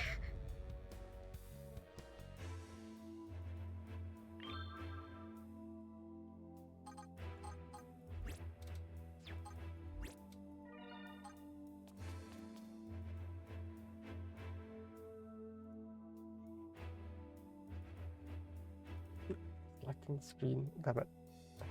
Yeah. Okay, we'll do this one. 敵部隊を確認しました。 攻 Knight, 撃を仕掛けます。 Knight of the Waifu. Yeah, very nice. 腕が鳴る One わね could say it's the Knight of Knights even. But hey, hey, Ocean Wave. How you doing? いけない。このままじゃ。お互い運がありませんね。覚悟。この程度で。もうダメ。 There's more of them. I'm getting ambushed by more of them. Yes. そう言うと、ハルク補 I 佐 was も reading about Square Enix by saying they've fallen behind. They should make something like Genshin before China. ムストク、いや、ホメスト。ハウシノーラスン。 But China already made Genshin though. What the fuck are they saying? Oh, Square mobile games suck though. Like, what the fuck are they talking about? China has already made Genshin. They've made Genshin like 5 times already. What the fuck are they talking about? Like, I feel like it's precisely because of this mentality that some of them have that like the industry is like in kind of a rut when it comes to mobile games. They're like they're so quick to like copy what others are making, especially with Square Enix, that like they'll just never create anything that's gonna be super successful because they're too busy like trying to copy what already is successful and like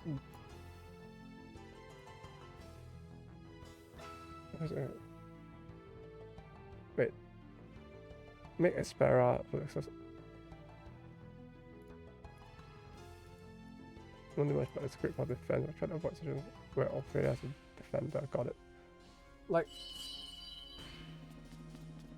it does feel like we're slowly reaching the point where the industry is also like fairly saturated now. So like the whole concept of like accurate block, wind prayer. Wait, let me. Oh wait, no, they have two. Oh wait, okay, damn it. Just cheap cash cap frame from Square. Been working on a little profile while listening to your stream long. I thank you for like actually helping to make it. To be honest, like it's like there's so much to look through, and it's like I'm glad that you actually do like help with all of that. To be honest.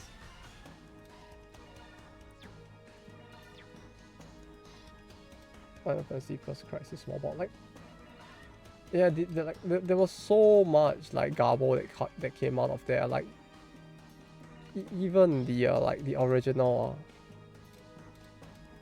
what's it called, the original like fucking Million Arthur as well. It's like holy shit. No, just no. Like there was, I feel like there was a big issue of like when Square Enix first went into mobile, it felt like it happened around the time where they declared bankruptcy at the time. And like it feels like the whole like going into mobile games for them like kind of came out of the desperation of バナの支配 the 者である company went 真剣の bankrupt 主 and we と need して to 命ずるその姿を make 火の money 翼に変え to 敵を like 焼き尽くせ restructure the company in order to like make the company profitable again. 力が力 And that's how they ended up in the initial like この悪い癖 they're じゃ gonna ない throw shit at the wall and see what sticks, and they made like 15 mobile games every single year, hoping that like one of it will succeed or something. いや It sounds like Square. Yeah, I feel like that's what happened. ママじゃ Like they just couldn't help it.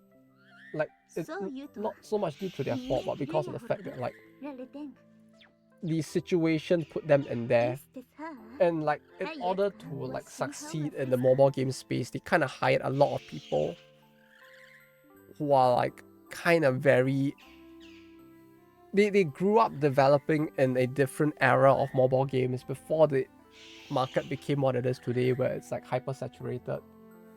And like when you look at it now, it's like it really is the case that like you can still get a breakout like mid-tier title, but like ムーソイそう言うと in the mobile like gacha game scene, it's like you really need to be like the guy that produces like a massive thing with heavy marketing, or like you're very unlikely to succeed because everybody already has their like, or like a large part of the industry of the people in the market in this scene already have their like games that they really want to play.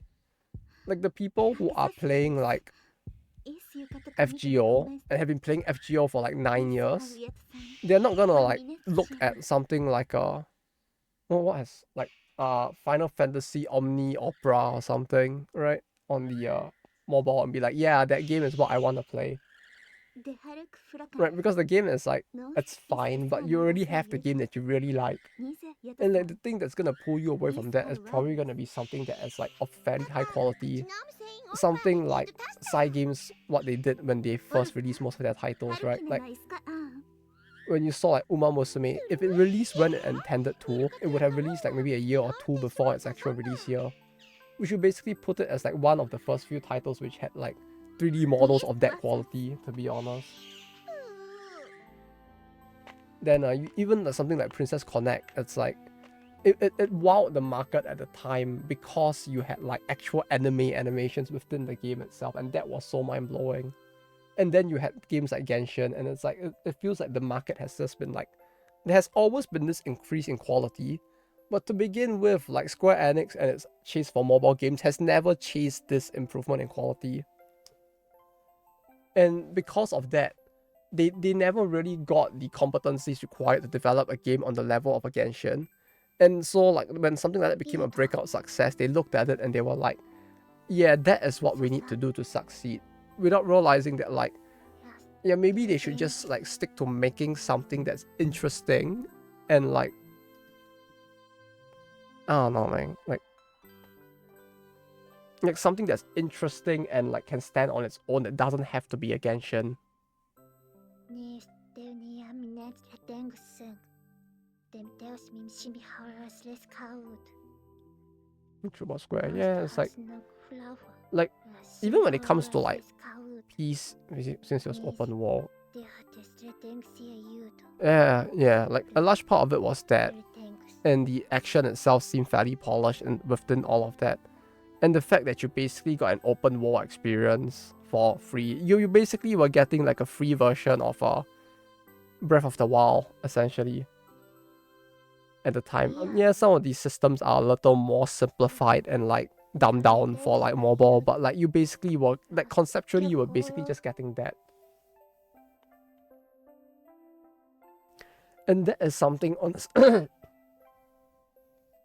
but more importantly, or like almost as important as that, is the fact that like Genshin was receiving and like putting out massive amounts of like ad campaigns at the time as well, is the thing. Like literally they were paying like YouTubers thousands of dollars.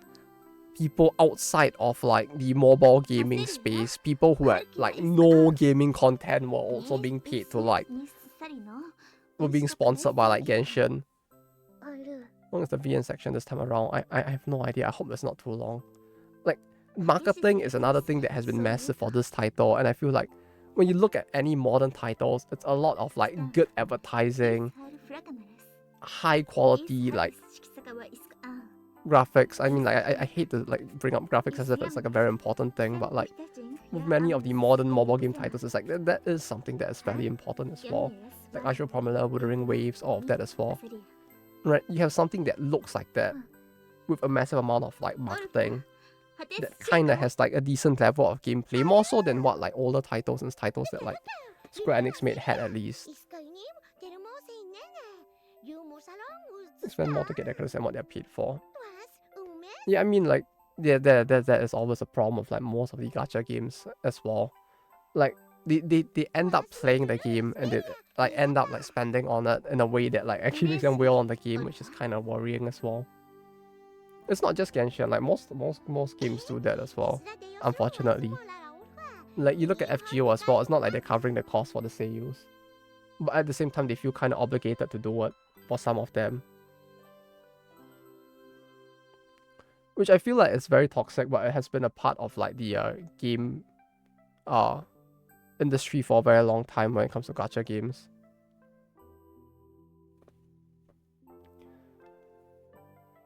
Because like it has been the case that for like titles that came out like even in like 2015, 2016, when you had like seiyus who went on like the live streams or the videos for the game, or all of those like live streams, all of that, and they had like no idea about the game itself, people would get so pissed about it.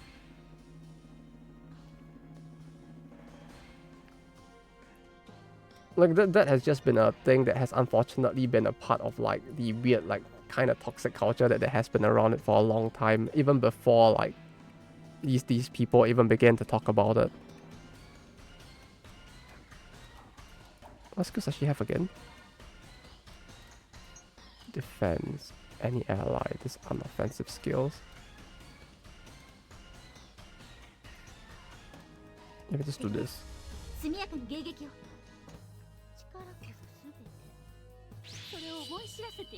Looking for one woman. Yeah, pretty much. Yeah, that's the thing as well. Those games are just so expensive, and it's not even just the VAs as well. Like for most of these titles, they also don't like cover the cost for their own developers and within the title to roll for it.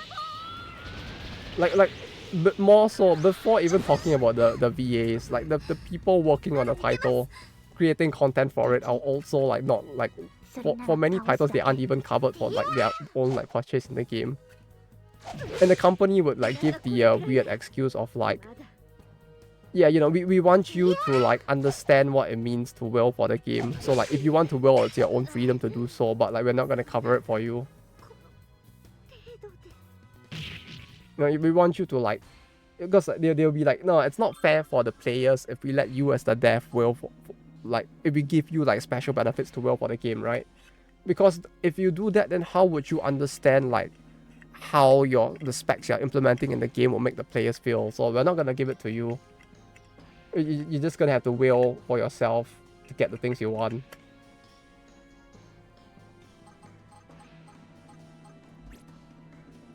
That's messed up. Yeah, it's always been like that. It's fucked, but it's always been like that.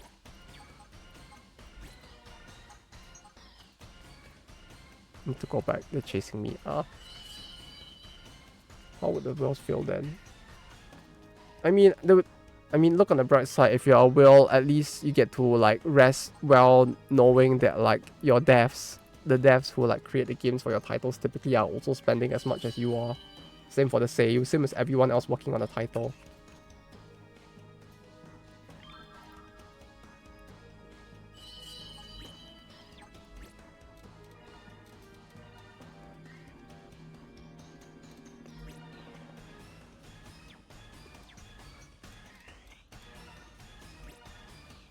However, they focus on building game of better quality. Like say it got even more detail and anything I've seen every MC shooting, even making T is fully animated.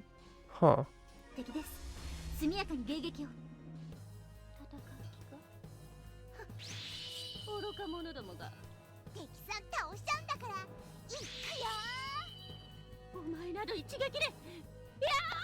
Yeah, it's like they're putting a lot of effort into the visual, which like I mean, like, I feel like the main issue is that, like, with a gacha game, you can't really put a lot of, like, effort into the gameplay itself, since, like, the gameplay has to have, like, there is some level to which you have to put a cap on it, so that, like, it's accessible for people and it's easy for whales to, like, get ahead in as well. But at least with the visuals, they actually do put a lot of effort in.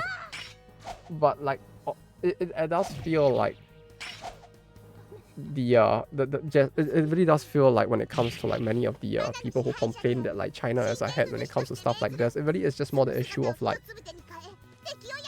the complacency of working in a market where, like, you could, like, gain, like, huge amounts of money for minimal effort, basically, like, cause the industry itself to just kinda not degrade, but, like, stagnate as a result. And I feel like that's a large part of what happened with the gacha game industry in Japan. Wait, what? I wasn't paying attention. What the fuck happened? Oh no, I didn't save. Did I save? Oh, thank god I saved. Oh, thank god I saved. Look at reference, so you kind of have to do a lot to stand out. I mean, yeah, the zero copyright protection as well. Anyone can clone a title.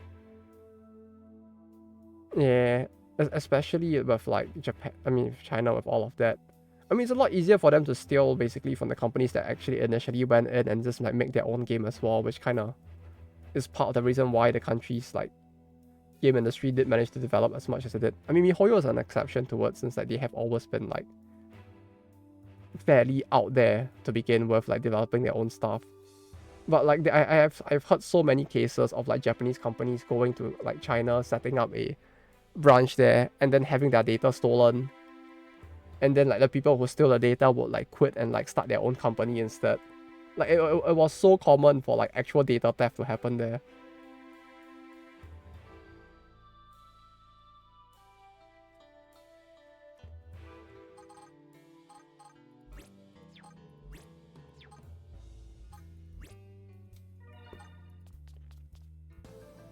Obama fried chicken, yeah, it's like the amount of bootlegs that happen.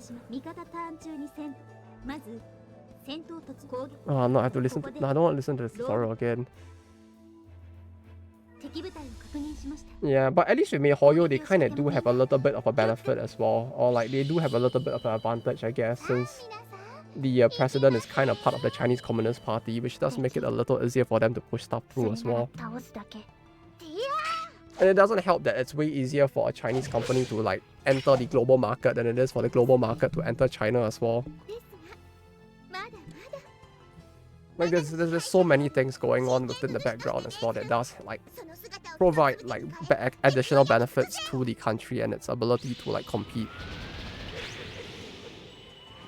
Like I was actually, like, I mentioned it, like, earlier in the stream as well, but I was talking to some people from Tencent as well, and they were basically telling, like, external foreign companies that, like, if you want to release your mobile game in Japan, if it's not a, like, AAA level, like, if you're not releasing something that is, like, with the goal of, like, going big, you should just give up, because the landscape is so difficult for your company to enter in the first place that if your title is not big to begin with, you're probably gonna lose money. So you may as well just not bother, because, like, the regulations in the country are very strict against, like, companies trying to, like, compete from abroad.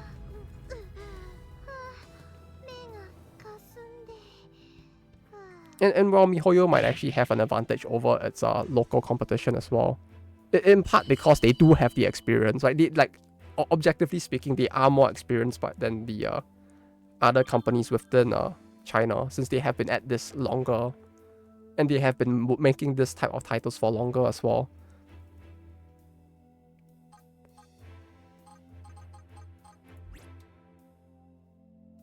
What actually happened? I looked away for a second and I lost the battle, and that, like, kind of tilted me a little.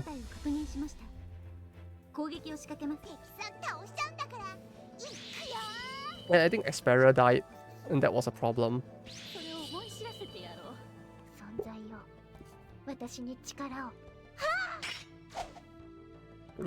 Yeah, the market there is definitely set.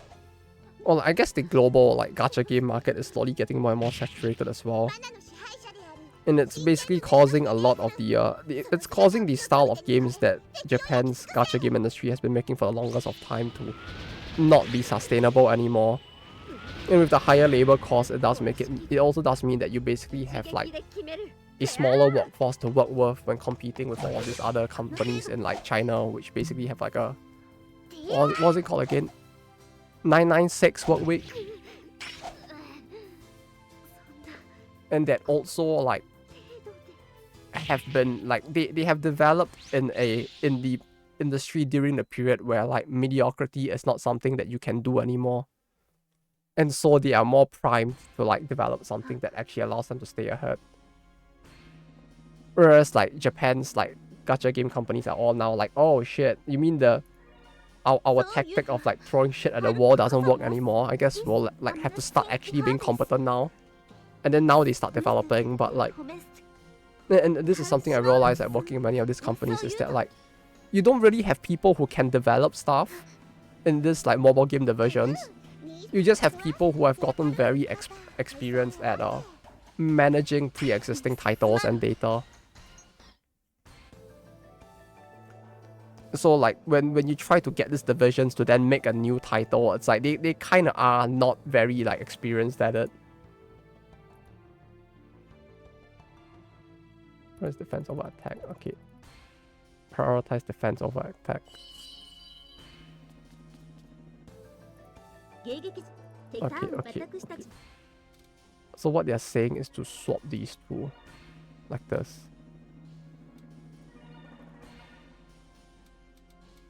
Ice Banisher.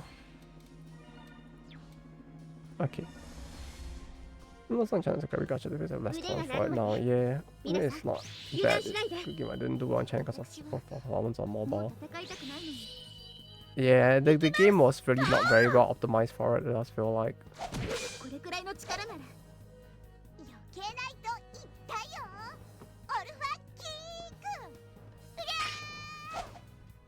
But yeah, there really was all of that issue that happened at the time, I feel like.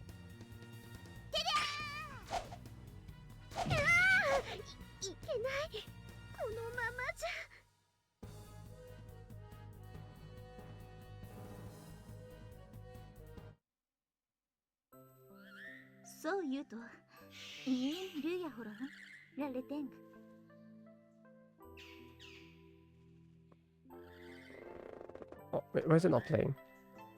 No, I've already seen this cutscene.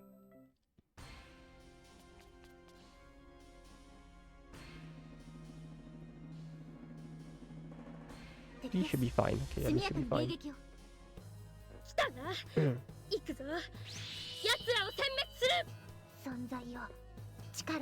FGO is like the light works. Well, I don't know. Like, it might be tough. Because it's like, objectively speaking, right? Like, when you think about FGO, what carried the game was not the light works. Right? It was the IP that was provided to them by Type Moon, if anything. Like, when you boil down the gameplay itself, it's not like something like highly like novel or anything that the Lightworks had created. It's just that the system was good enough that they could kind of balance it in a way that you could kind of have it still be fairly, what is the word for it? In a way that can still be fairly enjoyable because of the fact that it was balanced well enough that you could use any character that you wanted and still like clear much of the content. She's not casting a spell at all, huh? Okay, swap this too. Yeah, like the characters. Yeah, that's the thing. Like many of the characters were basically like proposed by the Lightworks, but written by Nasu, I think. Or at least it wasn't written by the Lightworks themselves at the time. And I feel like the other issue that exists is that with how long the game has already been running, there is a very real like possibility that the devs that initially worked on the title all those years back may have already left the company because like the thing with like many of this live ops titles is that typically the people who work on developing the title from scratch don't want to like work on the title long term, if that makes any sense. Like, they don't want to go into live ops after working on development. Like, when you develop a title, you get the title under your belt, you would then want to take that experience and go on and make a new title instead. And so, like, typically the team would only hang around for like a few years tops, if there's a need for them to. And there are probably people within the team who are like, yeah, okay, we can't like make a new title staying here, it's time to leave. And they just resign and go somewhere else instead. Because they know their resume is strong enough to like go somewhere else. And so like there's a very real possibility that they just don't have the talent there anymore to develop a new game at the Lightworks, which might be why they're also struggling right now. A lot of legacy companies have lost the entire original team that made them popular, and you are very mid absolute garbage, but it's expensive to develop. Yeah, that's the issue.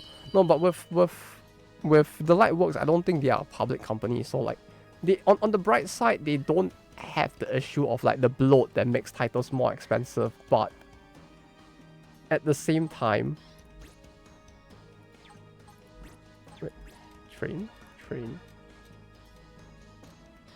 level 1. But at the same time, they don't really have the I guess not the they don't really have the experience like developers anymore. Is probably the bigger issue that they might be facing right now. Hello, bunny help. How you doing? Wait, no, I wanted to change. God damn it, I keep clicking on like OBS instead of in the game because the game is like so tiny.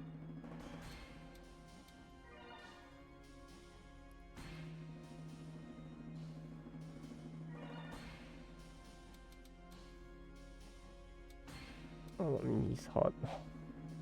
Sounds like it was a really rough day at work, huh? Well, hopefully you can get some rest now. At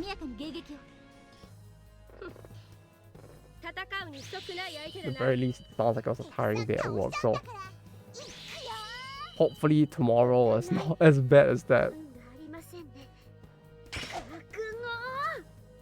Like, yeah, I don't know, like with the Lightworks, like I feel the issue is more the Lightworks more so than like FGO in its entirety. Like Type Moon will be fine. They can probably find another company to develop the next like game that they want to, whenever they decide to, if they really wanted to. But I do question like how much of like the Lightworks original team is still there, because I know that like one of the original like, was it the director or producer? He actually wrote a book about his time developing for the Lightworks, and I think he has left the company as well. And now he's working like, not exactly freelance, but he's working on like contract with other companies to help them, to assist them with producing titles as well. Yeah, I guess kind of freelance, yeah. Like that's a thing as well.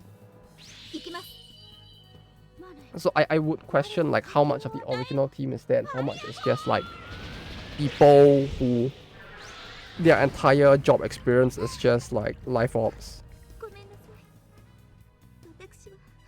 Is she just... Did I game over again? Did I game over again because of that? God damn it.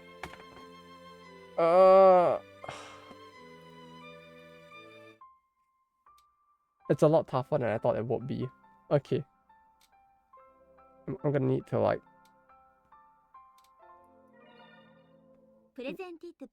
We'll do this the next time.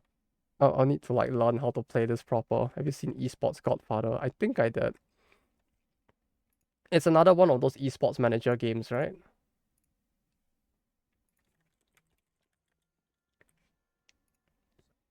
Except this one was like, was it Pixel? No, it was. Oh, this one, yeah, I saw it. I don't know whether... I wasn't sure whether to actually try it. It felt a little eh. Maybe it's good. I genuinely do not know. I have not played it. It looks like, rather than being like a mobile Godfather, you're just like... Why Chinese likes multiple trees? What do you mean likes multiple trees? Too much mechanics. The what now?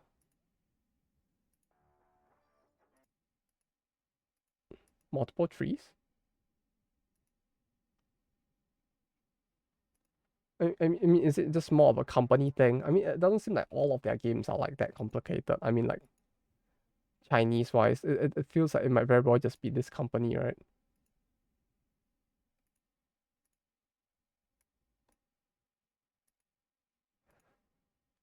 But I mean, like multiple trees for development, I can kind of get it. It's a very good way to like obfuscate like information as well and make things harder to optimize. Cause like it's card battle plus board game plus team management. Yeah, but with stuff like trees, it does feel like it's just a case of like by having that much complication, they can make it harder for players to optimize. And in a way, like if you're the kind of person that really likes this kind of strategy stuff, I guess it's like one of those things where they just like giving you the feel goods of like just like constantly getting progress and like adding it up through all the trees to make it feel like you're really progressing stuff. I guess.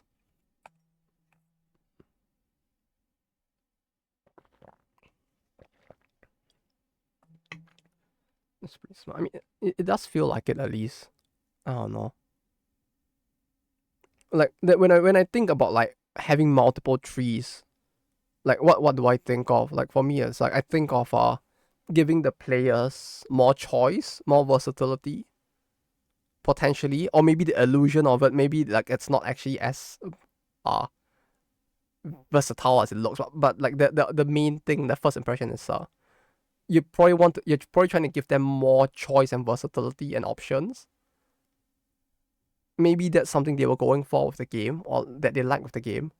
By giving them many trees, you're able to obfuscate information better, right? Because like the more things you have to pick, the harder it is to optimize the like your builds and shit and figure out like what the meta is, I guess. Not hundreds of skills. Yeah, but like with Amazing Cultivation Simulator, it's like the whole point is like to make it like a Wuxia thing, right? Where like you have like your 15 belts and 7 keys and what shit, where like the whole point is that it's supposed to be highly customizable, right? Is the thing. Like it's not meant to be like everybody is the guy who fights with the sword. It's meant to be like you have all those weird like Wuxia different like fighting styles and you can like customize and mix it or have like different people of different schools of combat and like the whole point with that style of game feels like the customizability of it. Philippines Metro Train. Oh yeah, they actually did that in quite a few countries. Huh? Yeah, they really love to like spend a lot on that. Like they did do the Times Square thing as well. They have their ads in like Akihabara, although they don't market as aggressively there. Square my Tifa in downtown New York in the beginning. Yeah, I mean like considering how much they spent on the most recent title, I get the feeling that they probably don't have the money to do that if anything. Like I don't recall exactly how much they spent on FF16, but I remember them mentioning that like they spent a lot on it. And then like the game just didn't earn enough for them to even cover the cost initially. They were like, yeah, this game kind of underperformed quite a lot. And then it's just like when you consider how many copies they sold, it's like, oh, yeah, if you're underperforming at that, your goals are probably too fucking high. Just remember the Senate hearing. The what now? Is that some loot thing? I don't think I know that one. But yeah, like multiple trees. What else could you want to do with it? It really is just like choice, customizability, progress, the feeling of progress, right? A big tree means that you can have more nodes. More nodes means that every time the player like gets a level, they can have a point to put in the tree.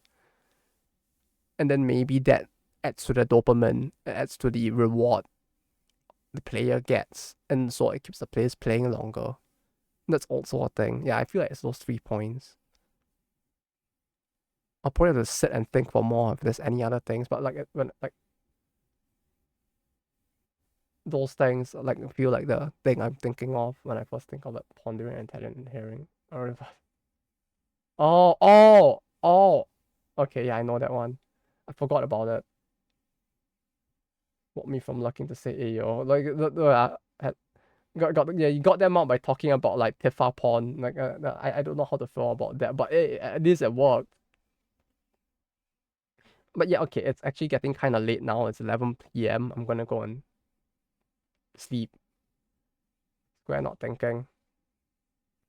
No, hey, Razzie, hope you're doing well.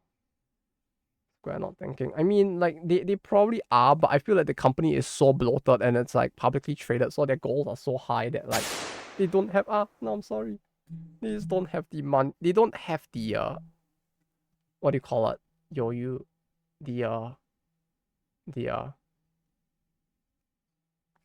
what's the word? English. They don't have the room to, like, actually, like, spend on all of this marketing like they might actually want to. That, or they just went about it the wrong way. Like, I saw them, like, inviting in YouTubers to play, like, FF16, but, like, and I guess that kind of works for a specific group of people, but I feel like rather than that, no, but, like, the thing with, like, the style of ads that, like, uh the style of ads that MiHoYo does as well is that the ad itself is not very effective. What is effective is the what's the word for it? It's the organic marketing that comes from having the ad exist, if that makes sense. Like, the ad itself is gonna reach very few people because it's an ad on a train in a country in a world of 7 billion people, you know. But the thing is that people will look at the ad, they will take pictures of the ad, and they will put that picture on social media and spread it everywhere. And because these exist, they can then tell their friends, see, the game is really big. And that is where the advertising comes in from. Word of mouth, yes. I feel like that is a big thing with it. Like, because, like, all this talk reminded me that, like, I actually talked to, like, people in marketing, like, a few months back. And we actually had that conversation of, like, physical ads, do they work? And our conclusion from all the data that they have is no, it does not work. In fact, you actually lose users from having the ads if your ad is, like, not done well. But the thing is that having the ads, it actually helps to retain and attract more attention if done well, and actually works well for retention instead. Because when people see the ads in very big places, they share it to everyone else and show them, see, the game is doing very well. And that results in the marketing actually working for them. And that's the big difference, I feel like, between how they do marketing and how, like, Square does.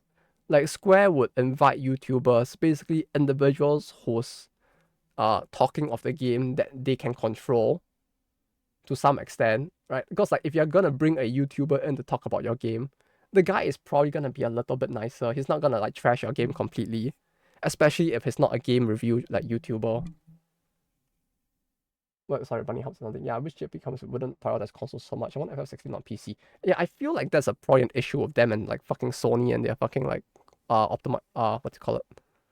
They probably have a contract with them on that, but yeah, it kind of sucks. Consoles are consoles really still as huge? I feel like consoles aren't as huge as they used to be anymore. They were huge, and there are still a fair number of people who have consoles, yes, but I'm starting to feel like PC is also starting to pick up a lot more now, especially because of Apex and, like, fucking Minecraft and shit. Especially because of, like, the VTuber boom and the whole, like, we play multiplayer games together, especially on PC, that it has caused a bit of a boom in terms of, like, PC ownership in Japan as well. Is this why Genshin ads overstayed outside Akihabara still until we'll finally replace them? Yeah. The ads are always there because, like, having an ad in Akihabara is very good for player retention.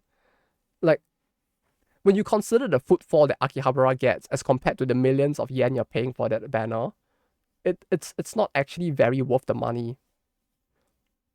And it doesn't really draw in many new players, but it works very well for retention, is what we notice, because people will talk about it. And it reinforces in the people who already play the game that your game is doing very well.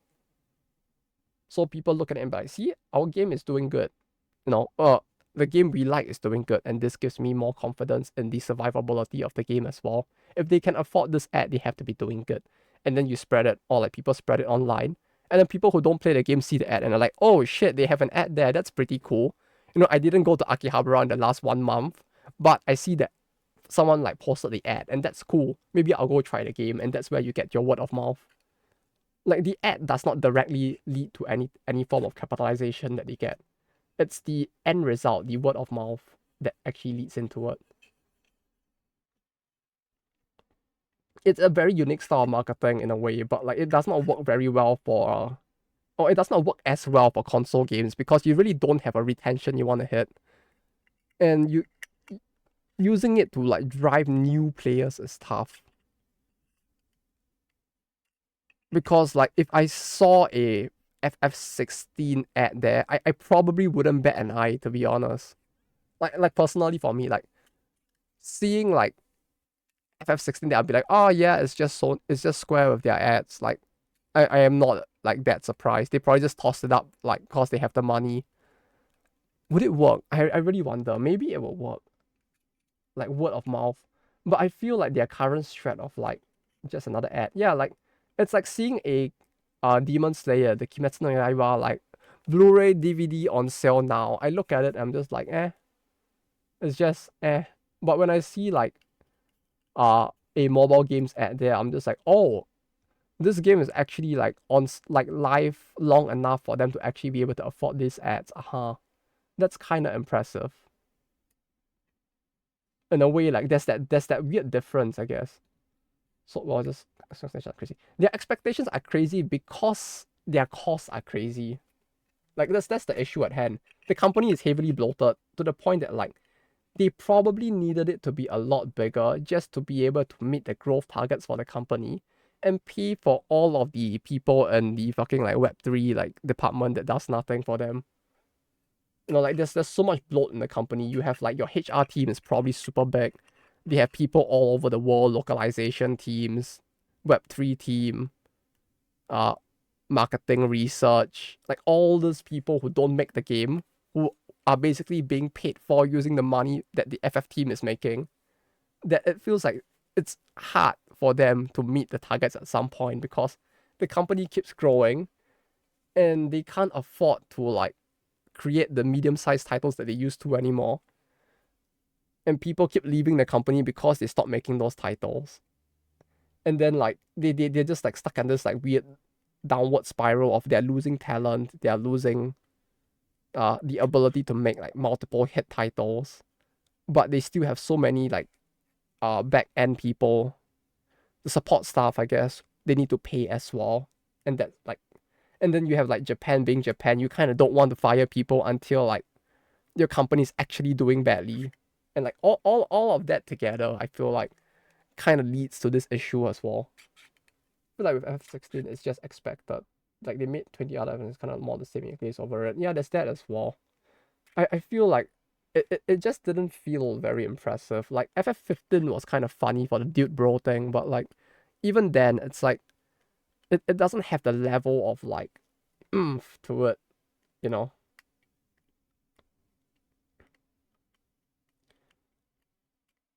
But to be fair, it's like it's been so long. Like the original creator of FF doesn't even work for Square Enix anymore. The writers are still there. The director level people who were with him since like FF6, 7 are still there. But like it's been so many years. Like I'm surprised that they have managed. I'm amazed rather that they have managed to stick with it for so long. But it's tough to like constantly beat expectations. I feel like for them because like when it's like it feels like realistically they're gonna hit a point where it's just like yeah we kind of gonna have issues trying to like top expectations for the title anymore because like if every time we make something it just keeps going up and up and up, eventually it's gonna hit that point. Although they did like remake FF14 and the MMO itself was done pretty well, so they do have that going for them. And never give me something as revolutionary as FFX again unless we come up with some sort of online style full immersion console. All you need to do is play Blue Protocol in VR, and clearly that's what you get. That's all you need to do. Blue Protocol in VR. I'm sure that's definitely gonna work. Nudge nudge wink wink.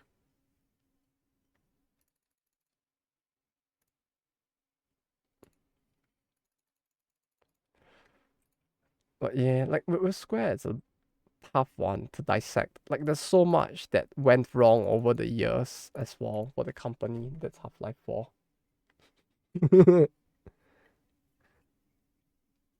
let's not get ahead of ourselves. We don't even know when 3 will ever release. Debating on current topic a bit late, but I finished up the Little Company profile mod update. Oh, thank you. I'll update it. But yeah, with Square Enix, it's like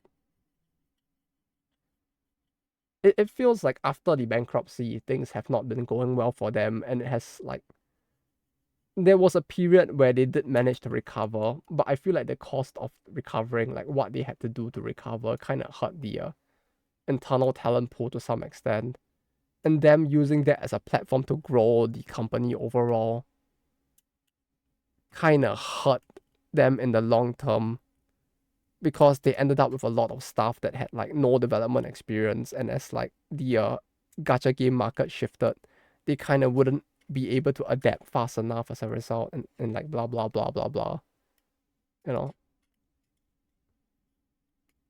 I really want to like SC. I mean, they're still better than Banco. Like, eh, they're like among the big triple A that nobody likes. I guess they're still one of the better ones. Right? They're still better than Bandai Namco. They're still better than Konami. Capcom is a toss up. I feel like Capcom is probably like preferred by many people over them. Although like what they said about like Dragon's Dogma makes me worry about Capcom as well. What does Square do nowadays? I actually kind of enjoyed when they made like Hitman and when they made the Tomb Raider game. It's a shame both of those games did so badly they just never made it again.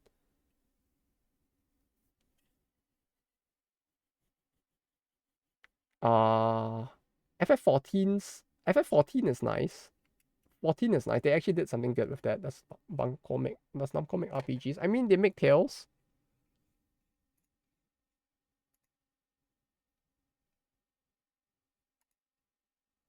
Right, that's a thing. Probably the only one, but that's a thing.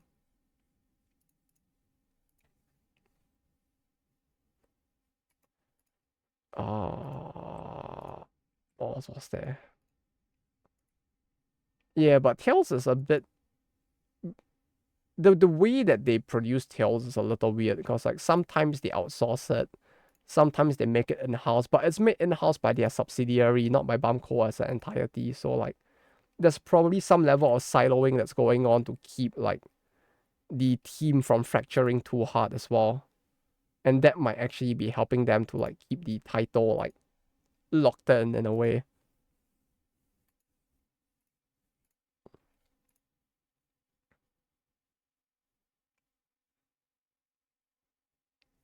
That's the impression it gives at least. They made Crossfane, but that was outsourced. They made God Eater, but that was outsourced. They made what's the other one? Oh, was it Crossfane? Or I'm thinking of something else. They made that other game, what's it called again? I have it somewhere. I haven't played it in a long time. Where is it? I played it last year, Scarlet Nexus, but that's also partially outsourced. Like Bangkok is really good at like getting other people to make their games for them. They actually do a lot better when they aren't making their own games. No, I'm not even being like a hyperbolic asshole or something. Like it's true. Like their best titles are all literally titles that they don't actually make themselves. Like you look at titles that they internally made. It's like what Gundam Evolutions and stuff like that. Pro Golfo Saru. Then like you look at like the stuff that they get other companies to make, like the Idolmaster mobile games. They got side games to deal with some of those. They got like fucking Quality Arts. Most of the games that did well, Scarlet Nexus was outsourced. Like they work best when they are purely in a producer position. Although I say that, but the Jujutsu Kaisen game was outsourced, so I don't know what the fuck happened there. When's the next good Kingdom Hearts? They're making a new one. Hopefully it'll be good. Probably not, but hopefully.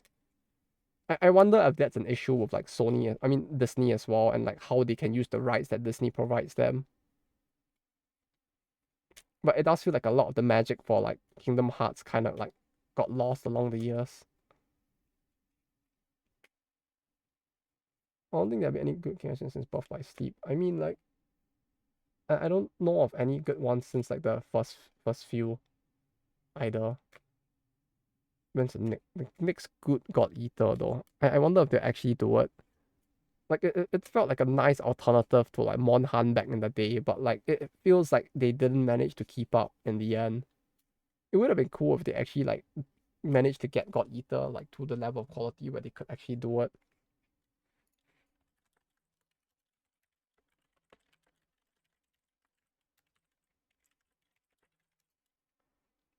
Oh yeah, okay, it's getting really late. It's 11:20. I should head off for now. Thank you all for dropping by. We'll pick up with like Lethal on Saturday and either Rabbit and Steel and the Kusoge or just the Kusoge on Sunday. And hopefully I get the next video done by the weekend. Hands up, any more co-op. Suggest me a game and I'll suggest me a game and I'll like see if we can fit it in. Because we do have the timing. We do have the time. So just let me know if there's any co-op games you guys want to play. Like Content Warning. We could play Content Warning.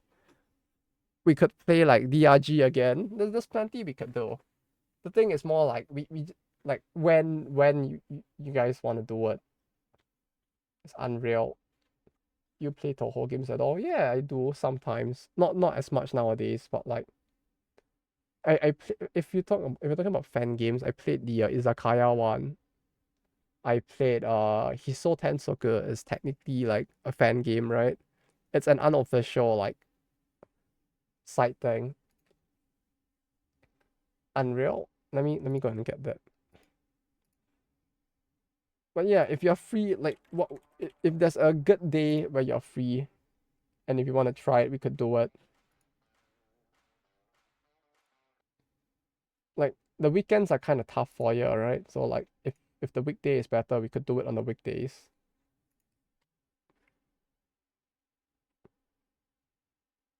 Shit, which card is this? Content warning, Simpson. Yeah, we could do content warning as well. Like I do want to like try it at some point. But yeah, I guess that's the plan for now. In terms of the Toho games, it's really just like there are some that I play.